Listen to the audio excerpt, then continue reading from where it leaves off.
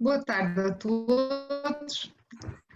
Em nome da Delegação de Vila Nova de Famalicão, mais uma vez, bem-vindos a este webinar, simultaneamente em jeito de apresentação do livro recentemente lançado, editado pela doutora Juliana Campos, a respeito do tema o malware como meio de obtenção da prova em processo penal, editado pela livraria editora Almedina, neste ano de 2021.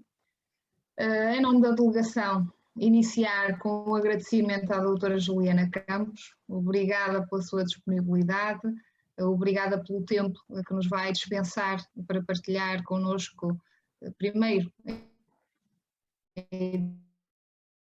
edição do livro, também descrevê-lo, apresentá-lo e depois dissertar um bocadinho sobre o tema, que certamente é para si um tema que lhe agrada, com o qual tem lidado, o qual estudou, desenvolveu e investigou, portanto será uma pessoa que poderá contribuir para nós, advogados, com alguns elementos que nos vão certamente ser muito úteis no nosso dia-a-dia e no dia-a-dia da nossa profissão como advogados, aqueles que exercem a prática no direito criminal. No geral, teoricamente e do ponto de vista académico, o tema é interessantíssimo para todos aqueles que, como nós, tenho a certeza, saem da universidade maravilhados com o mundo do crime, entenda-se como a investigação, não do crime propriamente, do cometimento dele, mas da investigação, que é sempre um tema apaixonante e até algo romântico, digamos assim. Mas quem não trabalhar muito no crime ou que esteja mais afastado, é sempre um tema interessantíssimo e, como falávamos já há bocadinho, no pré-introito desta conferência com a doutora Juliana, é um tema que vai sendo cada vez mais debatido, mais atual, mais iminente ante a necessidade da utilização de certos meios de prova não validados, não requeridos pelo Ministério Público, não validados pelo magistrado, mas que certamente obtidos de uma forma regular, mas não validados, seriam muito úteis, quer às vítimas, quer aos arguidos no processo penal, poder fazer meio da sua utilização. O tema é certamente apaixonante, vai ser para nós uma honra poder ouvi-la, doutora Juliana. Em nome da Delegação de Vila Nova de Famalicão, agradecer-lhe por esta disponibilidade, mais uma vez, e perguntar-lhe se no final estaria também disponível para responder a algumas questões, a algumas dúvidas que os nossos colegas possam suscitar e queiram colocar-lhe. Sim, com certeza. Uma breve apresentação do seu currículo. A doutora Juliana Campos é licenciada em Direito pela Faculdade de Direito da Universidade de Coimbra, jurista, mestre em Ciências Jurídico-Criminais pela Faculdade de Direito da Universidade de Coimbra, fez um curso de formação à distância sob prova digital organizado pelo Centro de Estudos Sociais de Coimbra, também um curso de especialização em Direito Penal Económico, Internacional e Europeu, pelo Instituto de Direito Penal Económico e Europeu em Coimbra, é monitora convidada da secção de Ciências Jurídico-Criminais da Faculdade de Direito da Universidade de Coimbra, nos anos 2018 e 2019, colaboradora do Centro de Direito Biomédico, também em Coimbra, e irá iniciar agora em julho de 2021 estágio profissional na Autoridade da Concorrência no Departamento de Práticas Restritivas. É autora de várias publicações, em autoria e coautoria, e destacamos então aqui o livro que hoje nos vai servir de mote à nossa conferência, que pode apresentar, que é o malware como meio de obtenção da prova em processo penal, da editora Almedina deste ano de 2021. Sublinhamos também um artigo da sua autoria, a responsabilidade civil do produtor pelos danos causados por robôs inteligentes à luz do regime do Decreto-Lei 383/89, de 6 de novembro, da Revista de Direito da Responsabilidade, no ano 2019, ano 1, e também oradora e convidada como oradora em conferências e algumas jornadas sobre a temática do direito penal. Doutora Juliana, mais uma vez, muito grata. Dou-lhe a palavra para irmos começando, já passam 20 minutos da hora, os colegas, entretanto, vão entrando. Força. Obrigada. Boa tarde a todos. Eu, antes de mais, queria deixar os meus agradecimentos à delegação de Vila Nova de Famalicão, na pessoa da sua presidente, Sra. Doutora Liliana do Fundo. Agradeço também ao Conselho Regional do Porto. Queria também agradecer em particular à Sra. Doutora Miriam Soares pelo honroso convite que me dirigiu e com quem tratei diretamente do assunto desta conferência.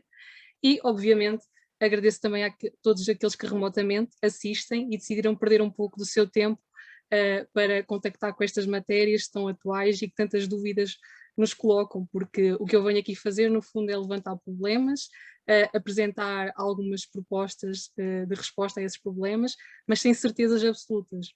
Estes momentos acabam por servir mesmo para nós partilharmos ideias e todos aprendermos, e é isso que eu espero também aqui desta conferência. Para este efeito eu acabei por elaborar um PowerPoint, pelo que eu iria perguntar se posso proceder à partilha de tela. E agradecer depois que me dissessem, por favor, se conseguem ver a apresentação. Muito bem, estamos a ver, doutora Juliana. Só aqui de retirar. Pronto. Como já foi dito pela senhora doutora Liliana do Fundo, o tema que hoje me traz aqui é o malware como meio de obtenção da prova em processo penal.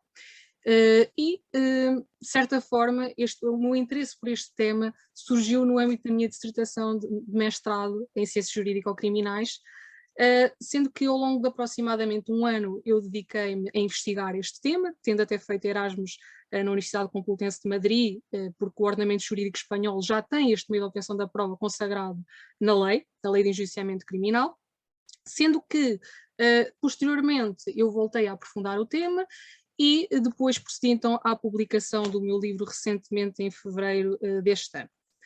Os temas que eu decidi trazer para esta conferência, acho que é um programa um pouco ambicioso para o tempo que me foi destinado, mas eu vou tentar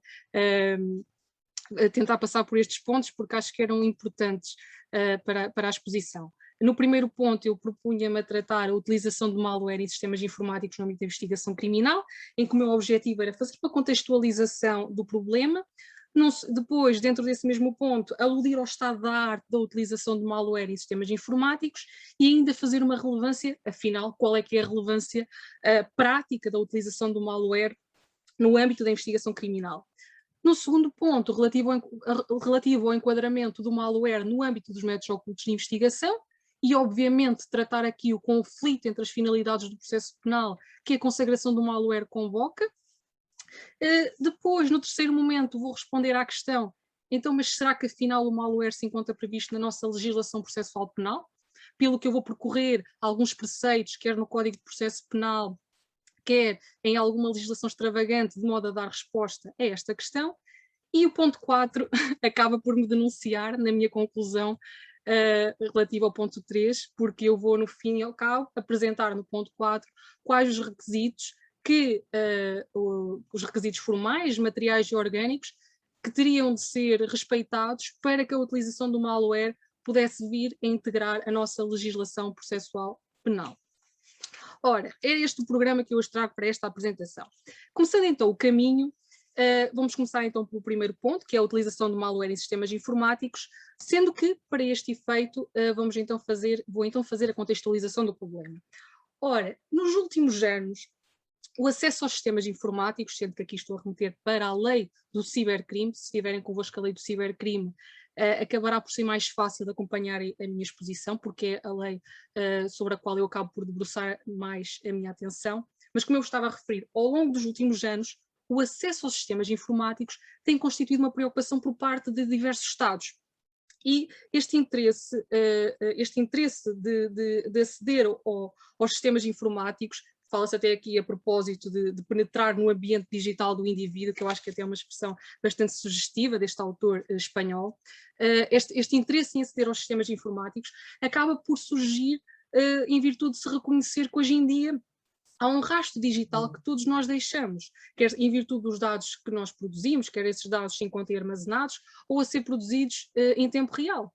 Por exemplo, nestas duas imagens que eu tenho aqui na apresentação, a primeira um infográfico que nos mostra que a cada minuto, em 2020, por exemplo, nós produzíamos, como podem ver aqui a propósito do WhatsApp, por minuto, 41.666.667 mensagens. Ou, por exemplo, aqui a propósito do Instagram, 347.222 partilhas de stories, ou seja, um número completamente absurdo por minuto. Por outro lado, também atendendo aqui à fonte da Seed Scientific, esta informação foi disponibilizada a 28/1 de 2021, nós encontramos aqui algumas curiosidades de que a quantidade de dados estimada a nível mundial em 2020 era de 44 zettabytes. Isto nem se consegue precisar, 44 bilhões de terabytes. Por sua vez, se virem este último ponto, em 2030, 9 em cada 10 pessoas com idade superior a 6 anos serão digitalmente ativas. Ou seja, podemos esperar no futuro que os dados vai existir uma enorme produção de dados e que só tem tendência a aumentar. E a própria pandemia também veio potenciar essa enorme produção de dados. Pelo que se reconhece hoje em dia que há um enorme interesse em direcionar a investigação para o ambiente digital. E, aliás, reconhece-se mesmo que quase todos os crimes têm um suporte tecnológico e a tecnologia pode revelar mesmo muito sobre cada um de nós. No entanto, o que é que acontece? É que o acesso aos sistemas informáticos foi se tornando cada vez mais difícil, se não mesmo impossível, como mais à frente eu vos irei dar conta, e devido a diversos fatores. Por isso, as autoridades judiciárias, nomeadamente o Ministério Público, e os órgãos de polícia criminal passaram a recorrer a novos meios de obtenção da prova, os quais correspondem a técnicas intrusivas tradicionalmente utilizadas pelos agentes da prática do crime, com o objetivo, ou precisamente, de recolher provas, com o objetivo, então, assim, de dotar os órgãos de investigação criminal de iguais vantagens tecnológicas. E uma dessas técnicas, que inicialmente constitui o objeto do meu estudo, é o malware. Inicialmente o malware começou por estar associado à prática de atividades criminosas. E eu até vos tenho aqui na apresentação algumas das noções que foram apresentadas para definir o malware. Por exemplo, qualquer software que faz alguma coisa que causa dano a um utilizador, computador ou rede, ou um software cujas intenções são maliciosas ou cujo efeito é malicioso, porque lá está, inicialmente o malware estava associado só à prática de atividades criminosas. No entanto, quando depois se procurou dotar os órgãos de investigação criminal destas ferramentas, houve aqui a necessidade de tentar adotar outras terminologias para fazer a separação entre aquilo que era o malware utilizado pelos agentes da prática do crime e aquilo que era o malware utilizado pelos órgãos de investigação. Por isso é muito comum, nós quando estudamos este tema, encontrarmos expressões como government hacking, network investigative technique, policeware, hacking legal, hacking by law enforcement, lawful hacking, hacker policial. Há uma enorme diversidade de designações, mas do que se trata é malware. E no fim ao cabo, então, o que é o malware? É assim, eu vou-vos tentar dar uma noção, vou dar-vos uma noção, que foi aquela que eu acabei por chegar após análise após analisar muitos artigos, que me parece a mais completa e de certa forma também a mais perceptível. É que, no fundo, o malware acaba por se tratar de um programa informático malicioso, ou seja, vocês atendendo à palavra, conseguem ver que a palavra malware resulta da contração de malicious and software. Por sua vez, porquê que o malware é um programa malicioso? Porque ele se aproveita de uma vulnerabilidade existente nos programas informáticos. Todos nós sabemos que os programas informáticos são feitos por pessoas, por programadores, e, portanto, os programas não estão isentos de erro. E a prova disso é que nós muitas vezes nos nossos sistemas informáticos, nos nossos computadores, nos nossos telemóveis, recebemos aquela mensagem a dizer que temos que atualizar. E lá está, é precisamente porque os programas não estão isentos de erro. Então o malware aproveita-se de uma vulnerabilidade existente nos programas. Sendo que, como é que é instalado o malware? O malware pode ser instalado localmente, por exemplo, através de uma pen que é inserida no sistema informático, ou remotamente, que será a maioria das vezes, através da internet no sistema informático do visado, sem o seu conhecimento e consentimento esclarecido. E como é que muitas vezes é feita esta instalação através da internet? Por exemplo, imaginem que é enviado para o sistema informático do visado um e-mail, sendo que anexado a esse e-mail vai uma imagem, por exemplo, e a pessoa carrega nessa imagem pensando que simplesmente está a visualizar a imagem e subrepticiamente é instalado um malware no seu sistema informático. Outra forma de ser instalado remotamente um malware é, por exemplo, quando a pessoa aceita um cookie, ou quando faz uma atualização ao seu sistema, ou quando, por exemplo, está na internet, carrega num determinado site, pensando que está a carregar nesse site, e efetivamente está, só que sem o seu consentimento esclarecido e sem o seu conhecimento, subrepticiamente é instalado então este programa informático malicioso. Eu tenho aqui este preciosismo à frente, porque, pronto, eu acho que já que estou aqui na apresentação quero fazer esta referência, e o professor David Silva Ramalho, que é um professor que escreve muito sobre estas matérias também em Portugal, acaba por também mencionar este aspecto, é que o malware não se confunde com o hacking. O hacking é um simples acesso não autorizado, um simples acesso ilegítimo no sistema informático. Já o malware pressupõe a instalação de um programa. No entanto, se forem estudar mais sobre o tema, nós encontramos autores que acabam por dizer que o malware pode ser inserido dentro de uma denominação mais ampla, que é a denominação de hacking governamental. Pronto, mas eu acabo por adotar a designação rigorosa, que é malware. Por outro lado, o facto de eu vos ter dito que o malware pode ser instalado localmente, acaba por também nos dar conta de que as terminologias por vezes adotadas de buscas online são pouco rigorosas, porque só nos dão a entender que esta instalação pode ser feita através da internet, quando na verdade também pode ser feita localmente. De referir ainda que uma vez instalado o malware no sistema informático, há vários mecanismos, há várias técnicas que permitem que o mesmo acabe por passar despercebido no sistema informático do visado e, por exemplo, promover a sua execução sob um nome aparentemente inofensivo, procurar as tarefas em curso no sistema de modo a desativar tarefas comumente associadas a programas antivírus ou substituir-se a um programa normalmente em execução. Esta técnica chama-se de Process Replacement. Também o professor David Silva Ramalho acaba por nos dar conta deste aspecto. Ora, uma vez instalado o programa no sistema informático visado, o que é que acontece? Ele vai levar a cabo um conjunto de tarefas ou funcionalidades diversas, desde a recolha de prova interna, dados não armazenados ou a ser produzidos em tempo real, mas também a recolha de prova externa, como ativando o hardware, a webcam, o microfone. Por sua vez, naturalmente, segue-se o envio desses dados para os órgãos de polícia criminal ou autoridades judiciárias. Eu aqui faço referência ao envio a estes dois órgãos, porquê? Porque não se encontra previsto na nossa legislação. Em princípio, serão os órgãos de polícia criminal que irão tratar destas tarefas mais técnicas e que irão receber estes dados, algum departamento da polícia judiciária especializado. No entanto, como ainda não temos base no nosso ordenamento jurídico, não acho completamente impossível que o Gabinete de Cibercrime pudesse receber esses dados, mas como vos digo, não está previsto, não sei qual é que seria a melhor solução.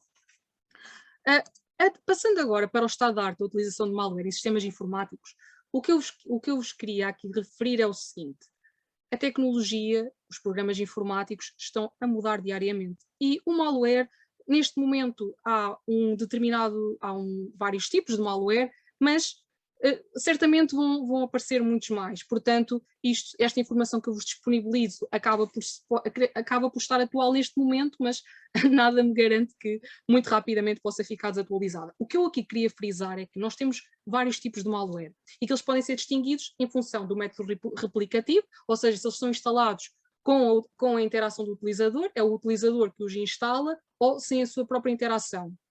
E ainda, os malwares podem ser distinguidos consoante a função que desempenham, porque há várias funcionalidades que eles podem levar a cabo e que são distintas. Eu não queria perder muito tempo nesta parte técnica, no meu livro eu acabo por fazer uma análise deste aspecto, mas assim, eu focando-me num tipo de malware, o cavalo de Troia, que é aquele que talvez é mais utilizado na investigação criminal, trata-se de um programa informático que é caracterizado por dois elementos essenciais. Em primeiro lugar, pelo facto de ele surgir com a aparência de um software legítimo ou verificado, o que leva o utilizador a proceder à sua instalação, e em segundo lugar, o facto de ele poder efetuar diversas tarefas no equipamento infectado, desde recolher ou destruir dados, provocar prejuízos no funcionamento do computador, monitorizar a atividade do utilizador. Ou seja, pensem no malware, pensem neste malware, no cavalo de Troia, como se ele fosse uma cápsula dentro da qual podem ser enviados diversos softwares. Por sua vez, a carga útil do cavalo de Troia pode ser quase tudo, desde vírus, worms de computador ou, na maioria das vezes, spyware. O spyware também acaba por ser um malware muito utilizado na investigação criminal, nomeadamente a propósito dos keylogers, ou seja, aqueles malwares que registam o que nós estamos a escrever no teclado. Pronto, mas eu não queria estar... aqui em baixo também falo das blended threat, que são quando os malwares são utilizados todos em conjunto para proceder a diversas funcionalidades. Mas é como vos digo, isto é uma parte muito técnica, acho que não acaba por ser muito interessante para esta apresentação. Atendendo agora na parte da relevância prática do malware para a investigação criminal, que acho que é um aspecto importante, o que eu vos queria dizer é que o malware acaba por dar resposta a necessidades específicas. Porque é verdade, nós já temos outros meios de obtenção da prova direcionados para o ambiente digital, quer seja no Código de Processo Penal, quer seja em legislação avulsa. No entanto, o malware acaba por dar, como eu estava a dizer, responder a uma necessidade específica no âmbito da investigação criminal. E sendo que para nós compreendermos essa necessidade específica, temos que atender ao surgimento das medidas antiforenses. Sendo que as medidas antiforenses são aquelas medidas, como eu acabo por referir aqui, não há uma noção unânime sobre este aspecto, mas aquilo que é comumente identificado é que as medidas antiforenses têm como objetivo dificultar as tarefas da ciência forense digital ou informática forense, que é a ciência que se encarrega da identificação, preservação, extração, interpretação e documentação das provas eletrónicas e digitais, com o fim de apresentá-las como prova perante um tribunal. Ora, estas medidas antiforenses acabam então por comprometer a disponibilidade da prova digital, dos tais dados informáticos, mas também podem colocar em causa a sua integridade. Ora, uma dessas medidas antiforenses que acaba por assumir particular relevo é designadamente, e que se encontra presente em diversas tecnologias e serviços, é a encriptação. A encriptação, como já todos devem ter ouvido falar de encriptação, acaba por consistir num processo de transformação da informação num formato seguro para de certa forma, a proteger do acesso não autorizado ou de modificação por parte de terceiros. Simplificamente, a informação consiste em nós protegermos os dados através de uma chave. Pronto, isto está muito simplificado. Com efeito, qual é que é a consequência qual é que é a consequência da encriptação? A consequência é que a encriptação, portanto, acaba por, de certa forma, dificultar as tarefas de investigação criminal. E vou-vos então tentar explicar porquê. Ou seja, nós hoje em dia encontramos a encriptação presente nas mais diversas aplicações e serviços, sendo que as próprias comunicações telefónicas, que é o que aqui está, as comunicações telefónicas, utilizam encriptação também. Só que a encriptação das comunicações telefónicas assentam num protocolo específico, que é o GSM, Global System for Mobile Communications. E este protocolo, na verdade, acaba por não constituir um obstáculo, esta encriptação das comunicações telefónicas acaba por não constituir um obstáculo no acesso ao seu conteúdo, pois os fornecedores de serviços, por exemplo, a Mel, a Vodafone, acabam por poder espelhar a informação desencriptada através de uma plataforma própria para os órgãos de polícia criminal. Ou seja, os fornecedores de serviço das comunicações telefónicas têm a chave de desencriptação dessas mesmas comunicações, pelo que quando o acesso às mesmas é requerido pelo Ministério Público, devidamente autorizado pelo juiz, eles limitam-se a espelhar o conteúdo dessas comunicações para os órgãos de polícia criminal. Ora, isto não sucede com os e-mails, que utilizam diferentes tipos de encriptação, com as comunicações que assentam no protocolo IP, certamente já ouviram falar das Voice over Internet Protocol, bem como com o envio de mensagens escritas e de outros dados através de aplicações de mensagem instantânea, como por exemplo o WhatsApp. Ou seja, hoje em dia, as principais plataformas de comunicação, e visualizem por exemplo o WhatsApp, recorrem à denominada end-to-end encryption. O que é end-to-end encryption? É a encriptação ponta a ponta, o que significa que mesmo que a comunicação passe através de um servidor, ele não vai ter acesso ao seu conteúdo, pois só o dispositivo, só o destinatário ou o receptor é que tem a chave de desencriptação daquele. Enquanto que nas Global System for Mobile Communication, o fornecedor de serviços tem a chave de desencriptação, aqui tem a chave de desencriptação. No caso das Voice over Internet Protocol, e como eu estava agora aqui a referir, Há aqui, e nas outras aplicações que recorrem a mensagens escritas, como por exemplo, as outras aplicações de mensagem instantânea, como por exemplo o WhatsApp, para o envio dessas mesmas mensagens, como eu estava a tentar referir, nesse caso, está aqui, neste caso, o fornecedor, o servidor não tem a chave, passa através de um servidor, sendo que ele não tem essa chave de desencriptação. Então, o que é que isso significa? Significa que se nós interceptarmos uma comunicação enviada, por exemplo, efetuada, por exemplo, através do WhatsApp, não vamos conseguir ter acesso ao conteúdo. Porque está encriptado e o próprio fornecedor, por exemplo, o WhatsApp, não tem a chave de encriptação. O que é que isso significa? Isso significa que essa interseção é desprovida de efeito útil, pelo que a única forma de nós conseguirmos aceder ao seu conteúdo, das duas uma, ou é fisicamente através do dispositivo em que teve lugar, ou em que se guardam as cópias de segurança daquela comunicação, ou de forma remota e em tempo real, através do uso de malware. E porquê? Porque o malware, ou seja, como é que aqui o malware seria utilizado?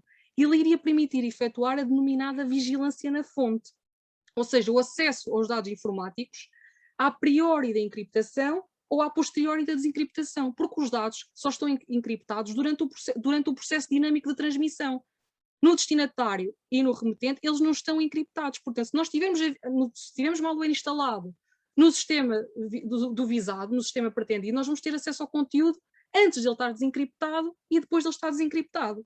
Portanto, está aqui a grande vantagem do malware. Por outro lado, outra situação, ou melhor dizendo, outra situação onde se verifica a utilização da encriptação é no recurso a determinados programas anonimizadores que surgem como ferramentas de ocultação da origem do utilizador e assim lhe conferem anonimato e privacidade na sua atuação.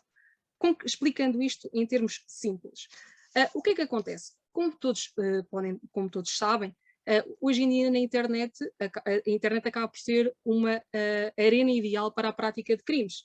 E sendo que nos últimos anos desvendaram-se alguns dos maiores fenómenos criminosos na internet, nomeadamente na Dark Web. A Dark Web consiste naquela parcela da internet que é a internet é uma parte da internet profunda, na qual, sendo que para acedermos à Dark Web é preciso o recurso a programas anonimizadores, porque a navegação nessa parcela da internet é anónima, é cifrada, é potencialmente indetetável. Ora, estes programas anonimizadores que são requeridos para aceder à Dark Web, o que é que eles fazem? Ocultam a origem do utilizador, ocultam a sua identidade. Um desses programas é o Tor.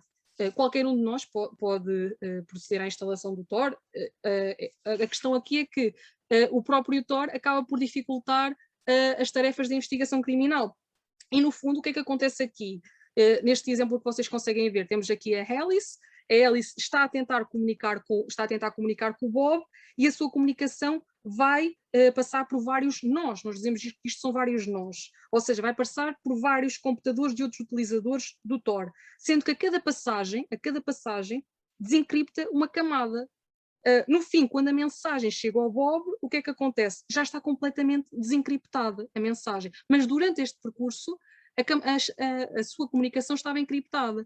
E é isto que acontece quando se utiliza o Tor para se aceder à Dark Web, porque é preciso utilizar programas anonimizadores para recorrer à Dark Web. Ora, como podem imaginar, ainda que os órgãos de investigação, ainda que os órgãos de polícia criminal, as autoridades judiciárias se apercebam que está a acontecer alguma prática criminosa, a prática de algum facto criminoso no âmbito da Dark Web, não conseguem perceber onde é que está o seu utilizador, nem conseguem perceber quem é que é o seu utilizador. Assim, qual é que é aqui a grande vantagem do malware? Houve um caso, há vários casos, mas aquilo que eu vou trazer para a exposição está relacionado com as operações Torpedo e Pacifier, em que basicamente são operações de 2000, se não estou em erro, são operações, uma é de 2013 e outra é de 2015, penso não estar equivocada, exato, são operações, não, uma é de 2012 e outra é de 2015, exato, em que o que é que aconteceu nestas operações? O FBI tinha como objetivo identificar os utilizadores de sites com material pornográfico, e esse material encontrava-se na Dark Web. Então o que é que o FBI fez? Colocou uma imagem portanto, com esse conteúdo, com pornografia infantil, na internet, sendo que infectou esse ficheiro com malware. Qualquer pessoa que carregasse naquela fotografia era instalado subrepticiamente, sem o seu conhecimento e consentimento esclarecido, malware no sistema informático, e o que é que acontecia? Revelava o IP. Pronto, estão aqui a perceber a vantagem da utilização do malware também nesta vertente. Também, mais uma vez aqui, a ultrapassar as barreiras da encriptação. A outra situação em que o malware acaba por também ser útil lá está, nas medidas para fazer face às medidas que os agentes da prática do crime adotam quando se sentem vigiados. E, efetivamente, isto não é difícil de compreender, hoje, a juntar a estas tecnologias que visam garantir a privacidade, hoje em dia surgem medidas que os agentes da prática do crime adotam quando, por exemplo, o seu sistema vai ser alvo de uma perícia informática, e algumas dessas técnicas, por exemplo, data hiding, artifact wiping, ou seja, são mecanismos para apagar e esconder os dados. Então, se nós conseguirmos instalar um software sem o seu conhecimento e consentimento esclarecido, que nos permita recolher os dados antes mesmo deles os tentarem falsificar ou modificar, estou a imaginar as vantagens que nós conseguimos assim ter para a prova. Ou seja, o malware acaba por conseguir passar despercebido aos programas autodestrutivos e assim perceber e assim permitir uma recolha da prova que não está falsificada, que não está modificada, que é um dos grandes problemas da recolha da prova em ambiente digital. Pronto, tentei passar aqui um pouco rapidamente por as vantagens do malware para a investigação criminal, espero que tenha sido clara, se não for, no final depois peço que levantem alguma questão. Vou agora então passar ao segundo ponto que eu pretendia tratar nesta conferência, que é o enquadramento do malware no âmbito dos métodos ocultos de investigação e o conflito entre as finalidades, portanto, do processo penal. Ora, a primeira coisa que eu vos queria dizer é que na sociedade atual a cibercriminalidade acaba por assumir um papel significativo. E disso mesmo nos dá conta esta nota informativa Covid-19 Cibercrime em tempo de pandemia, 1 de junho de 2020, do Gabinete de Cibercrime. Em que o que é que nos diz esta nota informativa? Diz-nos precisamente que aqui, ou seja, que relativamente, diz-nos que a situação pandémica da Covid-19 veio potenciar o aumento das denúncias recebidas relativas a este tipo de criminalidade, que passaram, portanto, de 193 em todo o ano civil 2019 para 268 apenas nos primeiros 5 meses do ano 2020. Por sua vez, também o relatório anual de segurança interna de 2020 diz-nos que os crimes informáticos apresentaram um aumento de 353 casos, mais 26,8%. É curioso ler o relatório anual de segurança interna, porque ele diz-nos que a criminalidade em geral diminuiu, comparativamente com os anos anteriores, mas lá está, a criminalidade informática aumentou, o que não é curioso, lá está, estou a dizer que é curioso, mas não é curioso, porque nós estivemos fechados em casa e o crime direcionou-se, saiu da rua para o ambiente digital.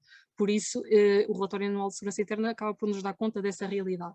E aqui acabam por ter também os valores observados e respectivas variações de cada uma das tipologias que integram esta categoria da criminalidade informática. Pronto. Mas o que eu vos queria referir, portanto, é que a cibercriminalidade faz parte da nossa realidade e tem estado a aumentar, pelo que se exige do Estado uma resposta adequada, uma resposta musculada, que permita a prevenção e a investigação deste tipo de criminalidade. E é neste quadro que aparecem os métodos ocultos de investigação. Os métodos ocultos de investigação são uma categoria doutrinal, mas não são uma categoria nova, porque vocês certamente conhecem vários métodos ocultos de investigação. As escutas telefónicas, a interseção de conversas entre presentes, ou escutas ambientais, mediante recolha de imagem e ou som das pessoas, os agentes encobertos, a localização celular, que se encontram previstos quer no Código de Processo Penal, quer na legislação extravagante. Ora, eu tenho aqui algumas características destes métodos ocultos para referir que a grande particularidade destes métodos ocultos é que o que está aqui em causa é uma ausência de conhecimento. Há aqui um desconhecimento do visado, mas há outras características associadas a estes métodos ocultos. Desde logo, o seu expansivo alcance, em virtude do número de pessoas que podem ser atingidas com a sua utilização, mas também a quantidade de informação que se pode ter acesso. Por outro lado, a restrição de direitos fundamentais que está presente com a utilização destes métodos ocultos de investigação. Ainda se aponta como uma das características destes métodos ocultos a deslealdade inerente a estes métodos, uma vez que eles retiram ao visado ou visado a liberdade para querendo definir os limites da sua atuação, afetam ainda a intimidade e a fiabilidade das comunicações, e ainda eu acabei por colocar ali que há certamente outras características, mas penso que também era importante referir que eles acabam por também atribuir maior importância à fase de inquérito, pois é nesta fase que se obtém os resultados das investigações ocultas, o que acaba por de certa forma mostrar aqui um desarmar da função do juiz em prol do Ministério Público e dos órgãos de polícia criminal.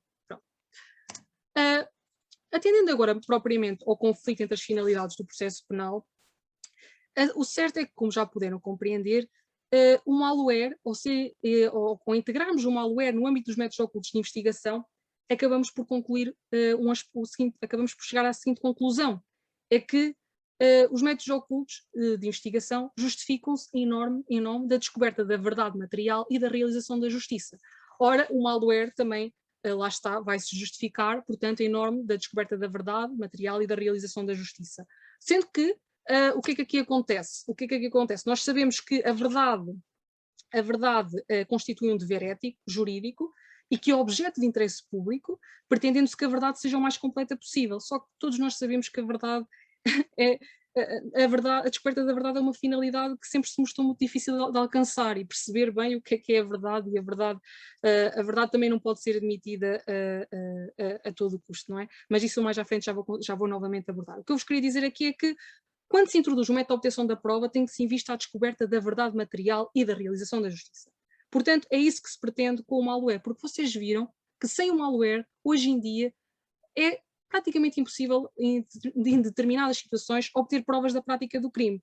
Portanto, confere-se assim, com o recurso a este meio de obtenção da prova, acaba por se conferir eficácia e utilidade à ação penal. No entanto, como já podem adivinhar, a utilização do malware leva à restrição de um extenso leque de direitos fundamentais. E é precisamente em ambiente digital a restrição dos direitos, já se costuma referir que em ambiente digital a restrição aos direitos fundamentais é de especial intensidade, e lá está, a utilização do malware acaba por também partilhar desse traço, sendo que, obviamente, consoante as funcionalidades que estiverem a ser utilizadas naquele caso concreto, maior ou menor será o leque de direitos potencialmente restringidos. E é precisamente isso que eu agora queria aqui analisar convosco. Portanto, o primeiro direito, está aqui uma ordem, mas não há aqui qualquer ordem, obviamente. O que eu vos queria dizer é que, desde logo, um direito que é restringido é o direito à integridade e confidencialidade dos sistemas técnico-informacionais, que nós enquadramos no artigo 26, número 1 da Constituição. Este direito foi um direito que foi criado pela jurisprudência alemã e que, no fundo, visa proteger contra o acesso oculto a todo e qualquer sistema de tecnologia de informação, entendido este como um todo. Portanto, o que aqui está em causa é, ou seja, estender a proteção independentemente da informação se encontrar armazenada ou a ser transmitida. E não releva se o sistema informático se encontra fixo num determinado lugar ou se é um dispositivo móvel. Portanto, sendo que, obviamente, este direito apenas é violado se houver expectativa de que o visado utilize aquele sistema informático.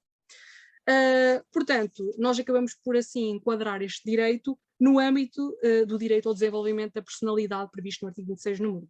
Outro direito que pode ser violado com a utilização de malware é o direito à autodeterminação informacional, que alguns autores enquadram no número 1 do artigo 26 e outros no artigo 35 da Constituição, e é fácil de compreender porque é que este direito é violado. Este direito é violado na medida em que, com a utilização de malware, acaba por se ter acesso a dados que se encontram no sistema informático, sem que para tal o visado tenha dado um consentimento livre e esclarecido. É verdade que ele carrega, é verdade que é ele que instala, nos casos em que ele procede à instalação do malware, obviamente, mas acaba por não o fazer de forma esclarecida, não é?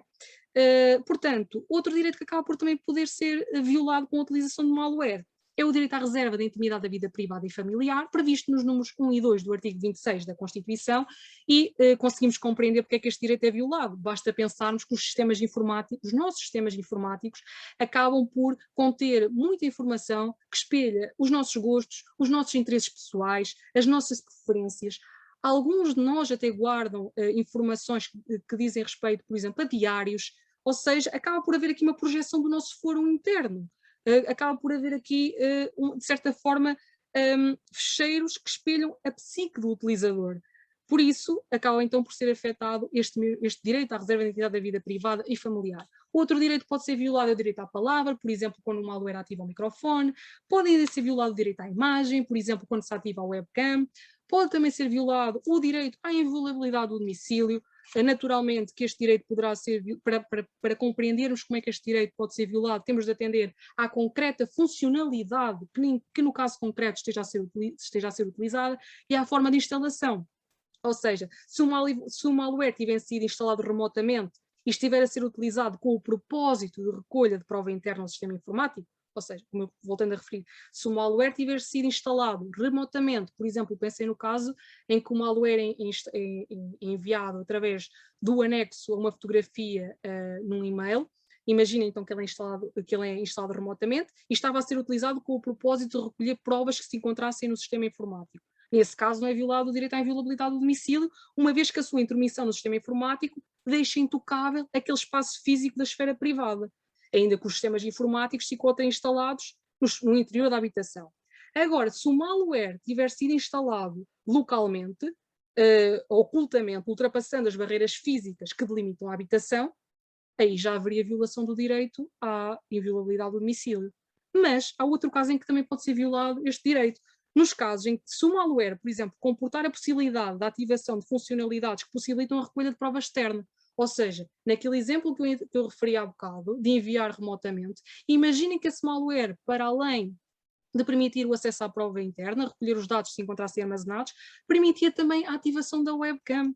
Nesse caso, haveria aqui a violação do direito à inviolabilidade do domicílio.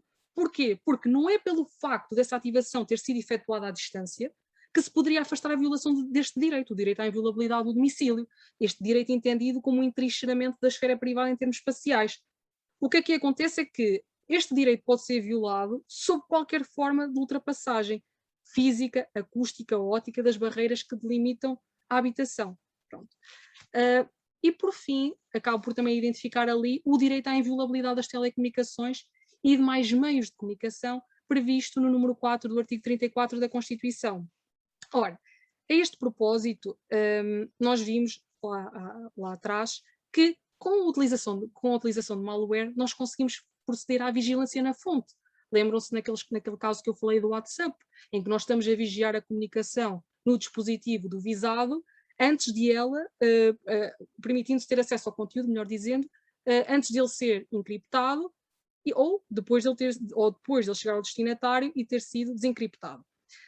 O que é que aqui acontece? É que nós podemos pensar que este direito, ou seja, eu aqui vou fazer duas divisões a propósito deste direito da violação ou não violação do direito à inviolabilidade das telecomunicações. Numa primeira leitura, nós poderíamos dizer que este direito à inviolabilidade das telecomunicações e demais meios de comunicação não é violado com a utilização de malware, tendo em conta o fundamento deste direito. E porquê? Quando duas pessoas estabelecem uma comunicação à distância, quer seja de voz ou mediante uma mensagem escrita, por exemplo, um SMS, está associada a uma perda de privacidade. Todos nós, quando enviamos uma mensagem, sabemos que a nossa mensagem vai passar por um fornecedor de serviços. E portanto, sabemos que há esta perda de privacidade, porque lá está, este processo de comunicação é mediado por um terceiro, que facticamente pode intermeter-se no conteúdo da comunicação. Como eu vos disse, os fornecedores de serviços podem espelhar, se for pedido pelo Ministério Público, devidamente autorizado pelo juiz, podem espelhar o conteúdo pelos órgãos de polícia criminal. Portanto, aqui a questão, por isso é que se reclama aqui uma tutela da comunicação durante o processo dinâmico de transmissão. Fim desse processo dinâmico de transmissão, fim do processo dinâmico de transmissão, fica afastada a possibilidade do fornecedor de serviços se poder imiscuir no conteúdo da comunicação. É com base nesta ideia que se diz que a vigilância na fonte não implica uma violação do direito à inviolabilidade das telecomunicações, pois com a sua utilização, como vocês viram, não estava em causa uma intromissão durante o processo dinâmico de transmissão, mas antes no momento prévio ou no momento posterior à sua chegada. Porque, como nós vimos, o objetivo do malware é o acesso ao conteúdo desencriptado, o que só sucede no sistema informático do visado. No entanto, como vocês rapidamente conseguem compreender, com a vigilância na fonte, nós conseguimos ter acesso ao conteúdo e às circunstâncias da comunicação. Assim, ainda que ainda não se tenha iniciado o processo dinâmico de transmissão, a verdade é que há esse acesso ao conteúdo e circunstâncias. Por isso, aquilo que eu acabo por entender, pronto, é que este direito continua a ser violado em virtude deste acesso. Pelo que deveria haver, na minha perspectiva, uma recompreensão da área de tutela da inviolabilidade das telecomunicações à luz das novas possibilidades fácticas de intromissão no conteúdo das comunicações, porque estas podem não envolver a mediação de um fornecedor de serviços, pelo que não importa atendermos ao processo dinâmico de transmissão, mas sim exatamente ao momento imediatamente anterior ou posterior. Por fim, acabo por também fazer aqui uma referência que pode haver perigos para a integridade do computador de acesso. Obviamente, com a instalação do malware há sempre essa possibilidade. Há a possibilidade de também serem afetados terceiros, ou seja, outras pessoas que de alguma forma tenham contato com o sistema informático que é alvo. A juntar a isto, acabo por falar aqui na tal ideia do direito ao ambiente digital, que também o próprio Tribunal Supremo em Espanha acaba por nos dizer que é precisamente por nós reconhecermos a diversidade de direitos fundamentais que podem ser afetados com a utilização de malware, que eles dizem que nós podíamos falar aqui num direito ao ambiente digital, que no fundo seria um direito de nova geração e que serviria para iluminar e justificar diferentes níveis de proteção. No entanto, como eu há pouco vos referi, um malware, portanto, ou melhor, há pouco eu referi-vos que o malware se justificava em nome da descoberta da verdade material. No entanto, como nós sabemos, a verdade não pode ser admitida a todo o custo, num Estado de Direito. E há limites, e alguns desses limites, é verdade, podem ser ultrapassados, cumpridos determinados pressupostos, mas há outros que são inultrapassáveis, nomeadamente quando em causa esteja a dignidade da pessoa humana. O que eu aqui vos trago, isto foi uma reflexão que eu fiz e que acabei porque desde o início eu sempre achei que o malware poderia colidir com o Nemotenet, o Cipson acusar. Mas depois, após alguma análise, acabei por chegar a conclusões diversas. Antes de mais, trago-vos o princípio do Nemotenet, o Cipson acusar, significa que o arguido, salvo as restrições previstas na lei, não é obrigado a contribuir para a sua própria autoincriminação, colaborando na descoberta da verdade. Está aqui em causa o respeito integral pela sua decisão de vontade. Eu trago-vos aqui, isto é relativamente recente, é um caso em que basicamente a polícia está relacionado com o Encrochat, em que basicamente a Polícia Nacional Francesa, o que é que aconteceu? Eles colocaram uma ferramenta técnica, malware, nos servidores do Encrochat. O Encrochat, no fundo, o Encrochat era, no fundo, uma aplicação de mensagens instantâneas. E o que é que eles fizeram? Esse malware permitia? Permitia ler as mensagens, lá está, antes de serem enviadas, bem como ver as passwords do bloqueio dos ecrãs. E, portanto, esse malware estaria nos servidores. E vocês aqui conseguem ver algumas das mensagens a que a Polícia Nacional Francesa, ou seja, foi a Polícia Nacional Francesa que colocou o malware, mas a Polícia Nacional Francesa estava a trabalhar em colaboração também com a Polícia holandesa e ainda com a National Crime Agency, que é britânica. E o que é que aconteceu aqui? Vocês conseguem ver que os agentes da prática do crime estavam receosos que a Agência de Investigação Criminal Britânica os descobrisse. Ou seja, nós com o malware efetivamente acabamos por ter acesso a dados, e a dados que podem ser autoincriminatórios. Ora, partindo agora aqui para a análise, eu pensei, para analisar a compatibilização do malware com o princípio, eu pensei na seguinte divisão. Nós temos que distinguir os casos em que se tem acesso a declarações autoincriminatórias da prática de crimes, mediante a instalação de malware, quer ela seja efetuada pelo órgão de polícia criminal, autoridade judiciária ou pelo utilizador, dos casos em que se tem acesso a dados informáticos ou atividades com conteúdo autoincriminatório. E eu já vos vou explicar porque é que eu acho que esta divisão deve ser feita. Pronto, aqui primeiro só para referir que, como sabem, o Nemo Tenetur não tem consagração, eu não quero perder muito tempo aqui, mas o Nemo Tenetur não tem consagração expressa na Constituição, no entanto a doutrina e a jurisprudência encontram base legal para o mesmo, quer seja numa corrente processualista, quer seja numa corrente substantiva, mesmo a Convenção Europeia dos Direitos do Homem também não tem base para o Nemo Tenetur, no entanto faz decorrer este princípio da ideia de processo equitativo, fair procedure, do artigo 6º da Convenção Europeia dos Direitos do Homem. Mas agora aqui atendendo à parte dos corolários, isto sim é um aspecto a que eu queria dar alguma atenção. Hoje em dia discute-se muito qual é que é o alcance, o âmbito do Nemo Tenetur. Sendo certo que há vários acórdãos que discutem esta questão e também a doutrina discute este aspecto. No entanto, reconhece que o princípio tem duas dimensões. O direito ao silêncio, que seria a área nuclear, imaginem aqui, seria a área nuclear do princípio, e a sua manifestação mais elementar, e por outro lado, portanto, aqui no fundo o direito ao silêncio era o respeito pela decisão de vontade do arguido, na faculdade reconhecida a este último de não se pronunciar sobre os factos que lhe são imputados e os antecedentes criminais. E ainda, o direito à não autoincriminação. Outro corolário do princípio seria o direito à não autoincriminação, entendido como o direito a não contribuir para a própria incriminação, obtida com recurso a meios coercivos ou enganosos. Ou seja, no fundo o que se pretende garantir com o Nemo Tenetur é que qualquer contributo do arguido que possa resultar em desfavor da sua posição seja uma afirmação esclarecida e livre. Da sua autorresponsabilidade, da sua vontade. Por isso é que o princípio acaba por surgir como um limite à descoberta da verdade, porque ainda que o arguido tenha elementos probatórios, como todos sabemos, ele não é obrigado a fornecê-los, ele não é obrigado a colaborar com a administração da justiça. Ora, antes de mais, eu acho que devemos afastar, nós podíamos pensar, então, é o visado, nos casos em que é o visado que procede à instalação do malware, se calhar está a ser violado este princípio, porque ele está a colaborar, ele está a fornecer elementos que o estão a autoincriminar, ao instalar o malware, está sem o seu conhecimento e consentimento esclarecido a dar contributos autoincriminatórios. Só que a questão aqui é que, e nós aqui estaríamos a atender a um critério da conduta, que é um dos critérios que é utilizados para delimitar o alcance do Nemo Tenetur, porque na verdade há aqui um comportamento ativo. Só que a verdade é que este ato de instalação é um ato meramente instrumental, não dá lugar à violação do princípio. Porquê? Porque o princípio do Nemo Tenetur apenas será violado quando o visado utilizar o sistema informático e quando houver lugar à exposição e aquisição de material probatório, não é?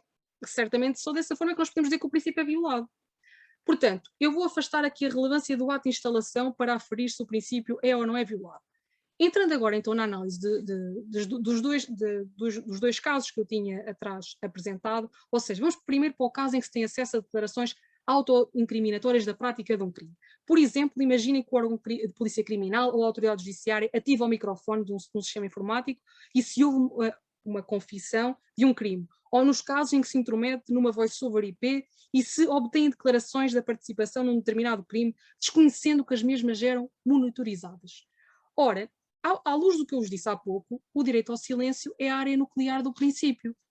Portanto, isto dá-nos a entender que nós, ao termos acesso a declarações autoincriminatórias, por exemplo, no caso em que o órgão de polícia criminal ou a autoridade judiciária ativa o microfone, estaria a ser atingida a área nuclear do princípio. E, portanto, estaríamos, de certa forma, a violar o Nemo Tenetur. Só que todos nós sabemos, e nós, efetivamente, podemos atender ao nosso Código de Processo Penal para atestar esse facto, é que já temos outros meios de obtenção da prova em que nós temos acesso a declarações já incriminatórias, por exemplo, as escutas telefónicas. E isto só nos mostra o quê? Que o Nemo Tenetur não é um princípio absoluto e que, cumpridos determinados pressupostos, nomeadamente a exigência de lei prévia, expressa, o princípio da proporcionalidade, dessa forma nós poderemos obter prova de conteúdo autoincriminatório, declarações de conteúdo autoincriminatório. Agora, quando estão em causa dados informáticos ou atividades com conteúdo autoincriminatório, aqui poderíamos pensar que, portanto, nós estamos, ou seja, a área nuclear é o direito ao silêncio. Então o que é que seria o acesso, e portanto as declarações, o acesso às declarações autoincriminatórias estaria integrado nessa área. Então, e os dados informáticos ou outras atividades com conteúdo autoincriminatório? Por exemplo, imaginem que se descobria, estou aqui à procura da seta, imaginem que se descobria que o agente da prática do crime, dados que revelavam que ele andava a vender droga através de uma página da Dark Web, ou que ele fazia upload de imagens de pornografia infantil para a Dark Web. Era este tipo de dados que se tinha acesso e não propriamente declarações autoincriminatórias. Será que nesse caso, tendo o arguido instalado malware e através dessa forma os órgãos de polícia criminal e as autoridades judiciárias passaram a ter acesso a esse tipo de dados? Dessa forma podíamos dizer que estava a ser afetado o princípio do nemo tenetur? Ora, aqui a questão é que a razão de ser do nemo tenetur, a razão de ser da sua proteção, leva a estender a sua proteção para além das declarações sobre os factos que são imputados ao arguido e à sua culpabilidade. A outras formas de colaboração ou intervenção mais instrumentais, no que diz respeito à produção de prova incriminatória, como é, por exemplo, a prestação de informações, a entrega de documentos ou outras formas de colaboração que possam contribuir para a sua condenação. Ou seja, estes contributos que aqui estão, são contributos, lá está, instrumentais, acabam por também fazer parte dentro do âmbito do nemo tenetur, mas são zonas de proteção mais periféricas. Estas situações, portanto, também, lá está, são corolários do princípio. No entanto, como o próprio Tribunal Europeu dos Direitos do Homem refere no caso Saunders contra Reino Unido e também alguns acordos do Tribunal Constitucional, entende-se que o princípio não se estende ao uso em processo penal de elementos obtidos por meio de poderes coercivos, ou elementos obtidos do arguido por meio de poderes coercivos, mas que existam independentemente da vontade do sujeito. Por exemplo, documentos adquiridos durante a execução do mandato, de busca, as colheitas por expiração de sangue, de urina, tecidos corporais com finalidades de ADN, ou seja, o Tribunal Europeu dos Direitos do Homem considera que existe aqui uma delimitação negativa do direito à não autoincriminação. Então, qual é que é a conclusão que se retira? É que o malware, ou seja, nos casos em que se utiliza malware, se nos casos em que foi, por exemplo, pensem no caso das colheitas por expiração de sangue, por expiração ou nas colheitas de sangue. Se nesses casos em que foi exercido um poder coercivo e só obtiveram elementos que existem, independentemente da vontade do sujeito, se entende que o princípio não é restringido, por maioria de razão também não se terá nos casos em que não se exerceu esse poder coercivo e só obteve acesso a esses dados informáticos que existiram e que existem independentemente da vontade do sujeito. Ou seja, aqui o meu raciocínio é o seguinte, se o Tribunal Europeu dos Direitos do Homem nos diz que quando é exercido um poder coercivo e só obtém elementos que existem independentemente da vontade do sujeito, não é violado, não é restringido o nemo tenetur, por maioria de razão. Nos casos em que não é exercido um poder coercivo, que é o caso do malware, o malware é um método passivo, e só obtém elementos que existem independentemente da vontade do sujeito, lá está, estes dados foram produzidos, ele não foi forçado a produzir nenhum tipo destes dados, não é restringido o princípio. Portanto, em nenhuma das situações, ou melhor, na primeira era violado, mas nós admitimos que o princípio não é absoluto, portanto poderia sofrer restrições uma vez previstos determinados pressupostos, e neste segundo caso, claramente, também se admite que não é violado o nemo tenetur. Outro dos limites com que se depara, portanto, a descoberta da verdade material, é também relacionado com as proibições de prova. E a questão que nós aqui podemos discutir, e eu vou tentar passar por isto, que estou com alguma rapidez, é que o malware, nós podemos perguntar, será que o malware é um método enganoso? Será que, porque no fundo, se analisarem bem, o que acontece é que o visado acaba por instalar este programa no seu sistema informático porque ele aparece com aspecto fidedigno. Ou então, ele estava a fazer a sua atividade normal, ele estava a carregar num site, ele estava a fazer uma atualização, ele aceitou um cookie. Portanto, havia ali um aspecto inofensivo e fidedigno. Pelo que poderíamos questionar-nos se não estaríamos aqui perante uma perturbação da liberdade de vontade e decisão do visado. Caindo aqui no âmbito dos métodos enganosos, e aqui remeto para o artigo 126 do Código de Processo Penal, para os métodos proibidos de prova, nomeadamente para o número 2, para o seu número 2 e a linha A, que nos diz que são ofensivas da integridade física ou moral das pessoas, as provas obtidas, mesmo que com o consentimento delas, mediante a perturbação da liberdade de vontade ou decisão através de, e agora o que me interessa, meios enganosos, sendo que, nestes casos, são nulas todas as provas obtidas mediante tortura, coação, e aqui o que me interessa, ofensa da integridade moral, nos termos do artigo 32 da Constituição. Portanto, nós poderíamos questionar, será que o malware é um meio enganoso? Ora, isto leva-nos logo para outra grande discussão, o que é um meio enganoso. E a verdade é que há muitos critérios para tentar definir o que é um meio enganoso, e distinguir um meio enganoso de um método enganoso de um método astucioso de obtenção da prova. Aquele critério que eu acabei por adotar para analisar se o malware era ou não um método enganoso é um critério que, de certa forma, já é seguido pela doutrina para analisar outros métodos de obtenção da prova já previstos na nossa lei, outros métodos de obtenção da prova, como, por exemplo, o agente provocador, e é o critério da relevância do engano no crime de burla, em que, nesses casos, portanto, o raciocínio para sabermos se um método é enganoso é, portanto, atendermos estes dois requisitos. Ou seja, se o agente investigador, através dos factos ou atos concludentes, criou no arguido uma convicção errónea e que foi determinante para a prática do ato da prova que o prejudicasse a si ou terceiros, tratando-se de uma testemunha. Portanto, eu acho que, em princípio, penso que o malware, em princípio, não será um método enganoso, porque nós não podemos dizer que aquele facto, que regra geral, não podemos dizer que há um nexo de causalidade entre a instalação do malware ou abrigo numa situação de erro e a prática do crime ou da sua prova. Na maioria dos casos nós não podemos dizer isso. No entanto, e eu aqui trago, penso que ouviram falar, isto é recente, passou com alguma frequência nas notícias, este caso relacionado com a app Anom. E eu, honestamente, fiquei com dúvidas se não estaríamos perante um método enganoso, porque o que é que aconteceu com esta app? Esta app, a app Anon, foi uma aplicação de comunicação encriptada que previamente foi instalada em vários telemóveis, tendo depois estes sido vendidos a diversos agentes da prática do crime. E esta app foi criada pelo FBI, não sei, vou voltar a repetir, era uma app, esta app Anon foi uma aplicação de comunicação encriptada que foi instalada em vários telemóveis. E depois estes telemóveis foram vendidos a vários agentes da prática do crime. Então qual é que é a grande questão? É verdade que foi o FBI que, através desse facto, criou nos agentes da prática do crime uma convicção errónea, que aqueles telemóveis, com aquela aplicação, seriam seguros para o utilizador. Naturalmente que, quando os agentes da prática do crime compraram estes telemóveis, eles não sabiam que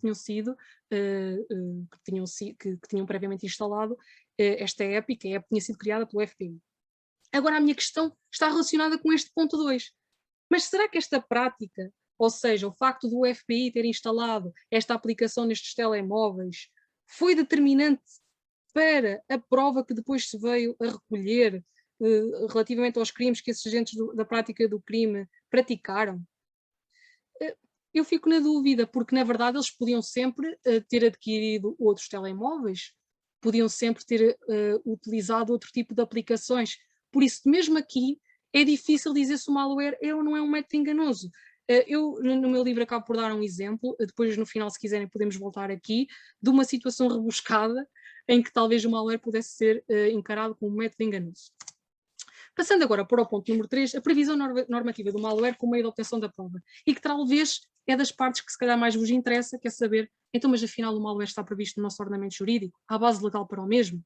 É isso que vamos tentar ver nos próximos slides. Ora, primeiro, antes de mais, importa atender ao seguinte aspecto, é que a prova digital encontra-se regulada em vários diplomas, quer no Código de Processo Penal, quer na Lei do Cibercrime, quer na Lei 32 de 2008, e os autores dizem mesmo que era desejável uma centralidade normativa, porque há muitas sobreposições, há algumas incongruências, e de facto acaba por vezes se tornar difícil a compreensão de alguns regimes. No entanto, aquilo que eu vos posso dizer é que, e é o que eu tomei em consideração para o meu estudo, é que a Lei 32 de 2008 e a Lei do Cibercrime acabam por ser leis complementares e que e a Lei 32 de 2008 acaba por constituir, relativamente aos dados conservados, um regime especial relativamente ao capítulo processual penal geral que consta dos artigos 11 a 19 da Lei 109 de 2009. E neste sentido acabam por também apontar alguns acórdãos, que eu posso citar alguns, do Tribunal da Relação de Évora, também alguns autores, portanto, acaba por ser esta a posição que se segue. Mas, portanto, eu para a minha exposição vou seguir essencialmente a Lei do Cibercrime portanto, ali o Código de Processo e o Código de Processo Penal, o artigo 189. Agora aqui a questão é o seguinte, já não faltam vozes no nosso ordenamento, hoje em dia, que legitimam a utilização do malware em algumas disposições consagradas na lei. Só que nós já estamos a ver que o malware tem muitas especificidades e singularidades, pelo que o meu percurso nos próximos slides vai ser mostrar-vos porque é que o malware não pode ser enquadrado em nenhum dos preceitos que nós temos previstos na nossa lei. Aliás, nesse mesmo sentido, caminhou a Comissão dos Assuntos Constitucionais, Direitos, Liberdades e Garantias, e vocês conseguem ver isso no Diário da República, no Diário da República 2, série A, como eu aqui tenho referido, precisamente que se refere, portanto, que não se refere, aliás, não se refere ao malware contemplado no nosso ordenamento. Ora, a sistematização que eu adotei para tornar a apresentação mais perceptível foi dividir entre os meios de obtenção da prova interno ao sistema informático, em que aí vamos analisar os meios de obtenção da prova que permitem aceder aos dados armazenados, aos dados produzidos em tempo real e aos dados armazenados e aos dados produzidos em tempo real. Depois vamos analisar os meios de obtenção da prova externa ao sistema informático e, por fim, fazer aqui uma breve consideração sobre este aspecto.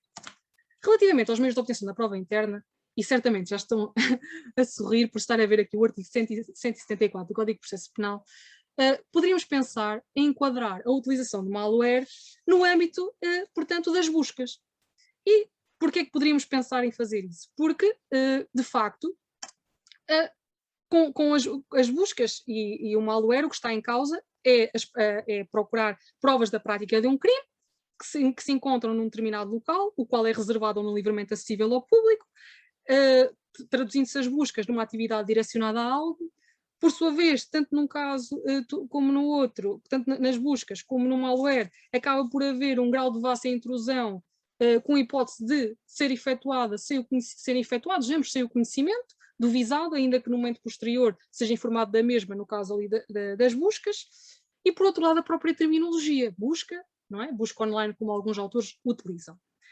No entanto, tentar enquadrar a utilização de malware no regime das buscas, o que sucede no ordenamento jurídico americano, não faz sentido no nosso ordenamento. E não faz sentido porque nós temos a lei do cibercrime que se dirige ao ambiente digital. Portanto, nós temos que procurar qual é que é o preceito homónimo, o preceito que estabelece a atividade homónima. E esse preceito, como lá está, é a pesquisa de dados informáticos.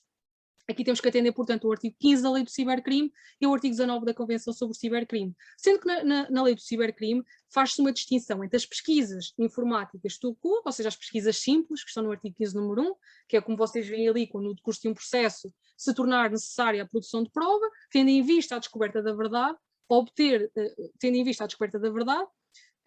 obter dados informáticos específicos determinados, armazenados no sistema informático. A autoridade judiciária autoriza ou ordena por despacho que se proceda a uma pesquisa nesse sistema informático.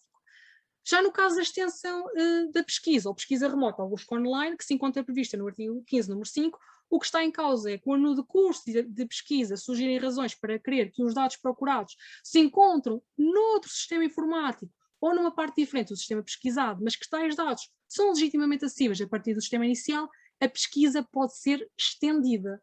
Pronto, assim, quando estamos a falar na pesquisa do curro, pesquisa simples, estamos no 15, número 1, acesso a dados informáticos específicos e determinados, armazenados num sistema informático. Já quando estamos a falar em procurar dados procurados, quando os dados se encontrarem no sistema informático ou numa parte diferente do sistema pesquisado, mas que tais dados são legitimamente acessíveis a partir do sistema inicial, aqui já estamos a falar no âmbito da extensão da pesquisa. Ora, quais é que são então os pontos de aproximação entre o malware e as pesquisas? Desde logo está em causa a obtenção de dados que se encontram em sistemas informáticos, que estão reservados ou não livremente acessíveis ao público, a circunstância de poderem ser efetuados presencialmente, no caso do 15, número 1, ou remotamente, no caso do 15, número 5, sendo que aqui a propósito do artigo 15, número 5, levanta-se uma discussão sobre a admissibilidade da pesquisa de dados informáticos quando os dados se encontram armazenados fora do território português. Ou seja, saber se nós podemos estender a pesquisa para sistemas informáticos que se encontram localizados fora do nosso território. E este problema coloca-se porquê? Porque, efetivamente, nestes casos nós poderíamos pensar, então, nesse caso, vamos lançar mão da cooperação judiciária. Pois é, e de facto é o que faria sentido. No entanto, a nossa lei, no artigo 15, número 5, não faz menção expressa a que os dados procurados se encontrem armazenados noutro sistema informático ou numa parte do mesmo, como vocês viram, situada no seu território. A lei não diz que eles têm que se encontrar situados no seu território. Portanto, ao contrário do que a própria Convenção sobre o Cibercrime diz, no artigo 9, número 2. Tem-se questionado se, à luz da redação do 15, número 5, a extensão da pesquisa de dados informáticos que se encontrem fora do território português pode ser efetuada sem ser o abrigo da cooperação judiciária. E o próprio professor David Silva Ramalho dá-nos conta deste aspecto. E, honestamente, não tenho uma resposta para vos dar sobre isto. É verdade que a nossa lei não especifica, mas no silêncio da lei até que ponto é que se pode admitir isso? Tenho dúvidas. Por outro lado, outro aspecto que aqui também estava aqui entre parênteses e que poderia abordar é que a pesquisa do CUR, eu referi-vos que a pesquisa do CUR é feita, portanto, eu entendo que ela, aliás, eu entendo que ela não pode ser feita remotamente, ou seja, este acesso aos dados informáticos que se encontram armazenados no sistema informático, peço desculpa, este acesso aos dados informáticos específicos e determinados armazenados no sistema informático, eu entendo que este acesso não pode ser feito de forma remota, nos termos do 15, número 1. E porquê? Porquê que eu entendo isso? Eu entendo isso desde logo porque o regime do artigo 15 acabou por se inspirar no regime das buscas, do artigo 174, e as buscas são presenciais. Por outro lado, por esse mesmo motivo, as pesquisas de dados informáticos tout court, as simples, também deveriam ser. Por outro lado, atendendo à razão do 15, número 5, ou seja, nós no 15, número 5, que se refere à pesquisa remota, apenas se refere aos casos em que se permite aceder a outro sistema informático, uma parte diferente do pesquisado, mas tem que ser a partir de um sistema inicial, e não haja hipóteses em que se acede remota e diretamente a um sistema informático visado. Portanto, aliás, mesmo a alínea A do artigo 2 da Lei do Cibercrime apresenta um alcance bastante amplo, pelo que eu acho que deveria ser recompreendido à luz do preceito em que está inserido o artigo 15, número 5. E, por fim, no silêncio da lei, não podemos admitir que o legislador quis consagrar neste preceito o acesso online, o qual é mais agressivo, o qual exatamente é mais agressivo aos seus direitos. Mas, no fundo, a ideia-chave é, se no 15, número 5, para nós podermos aceder remotamente, se exige que esse acesso seja feito a partir de um sistema inicial, no número 1, não faria sentido que fosse logo um acesso remoto, direto ao sistema pretendido. Portanto, eu acho que o número 1 é simplesmente para acessos a pesquisas presenciais.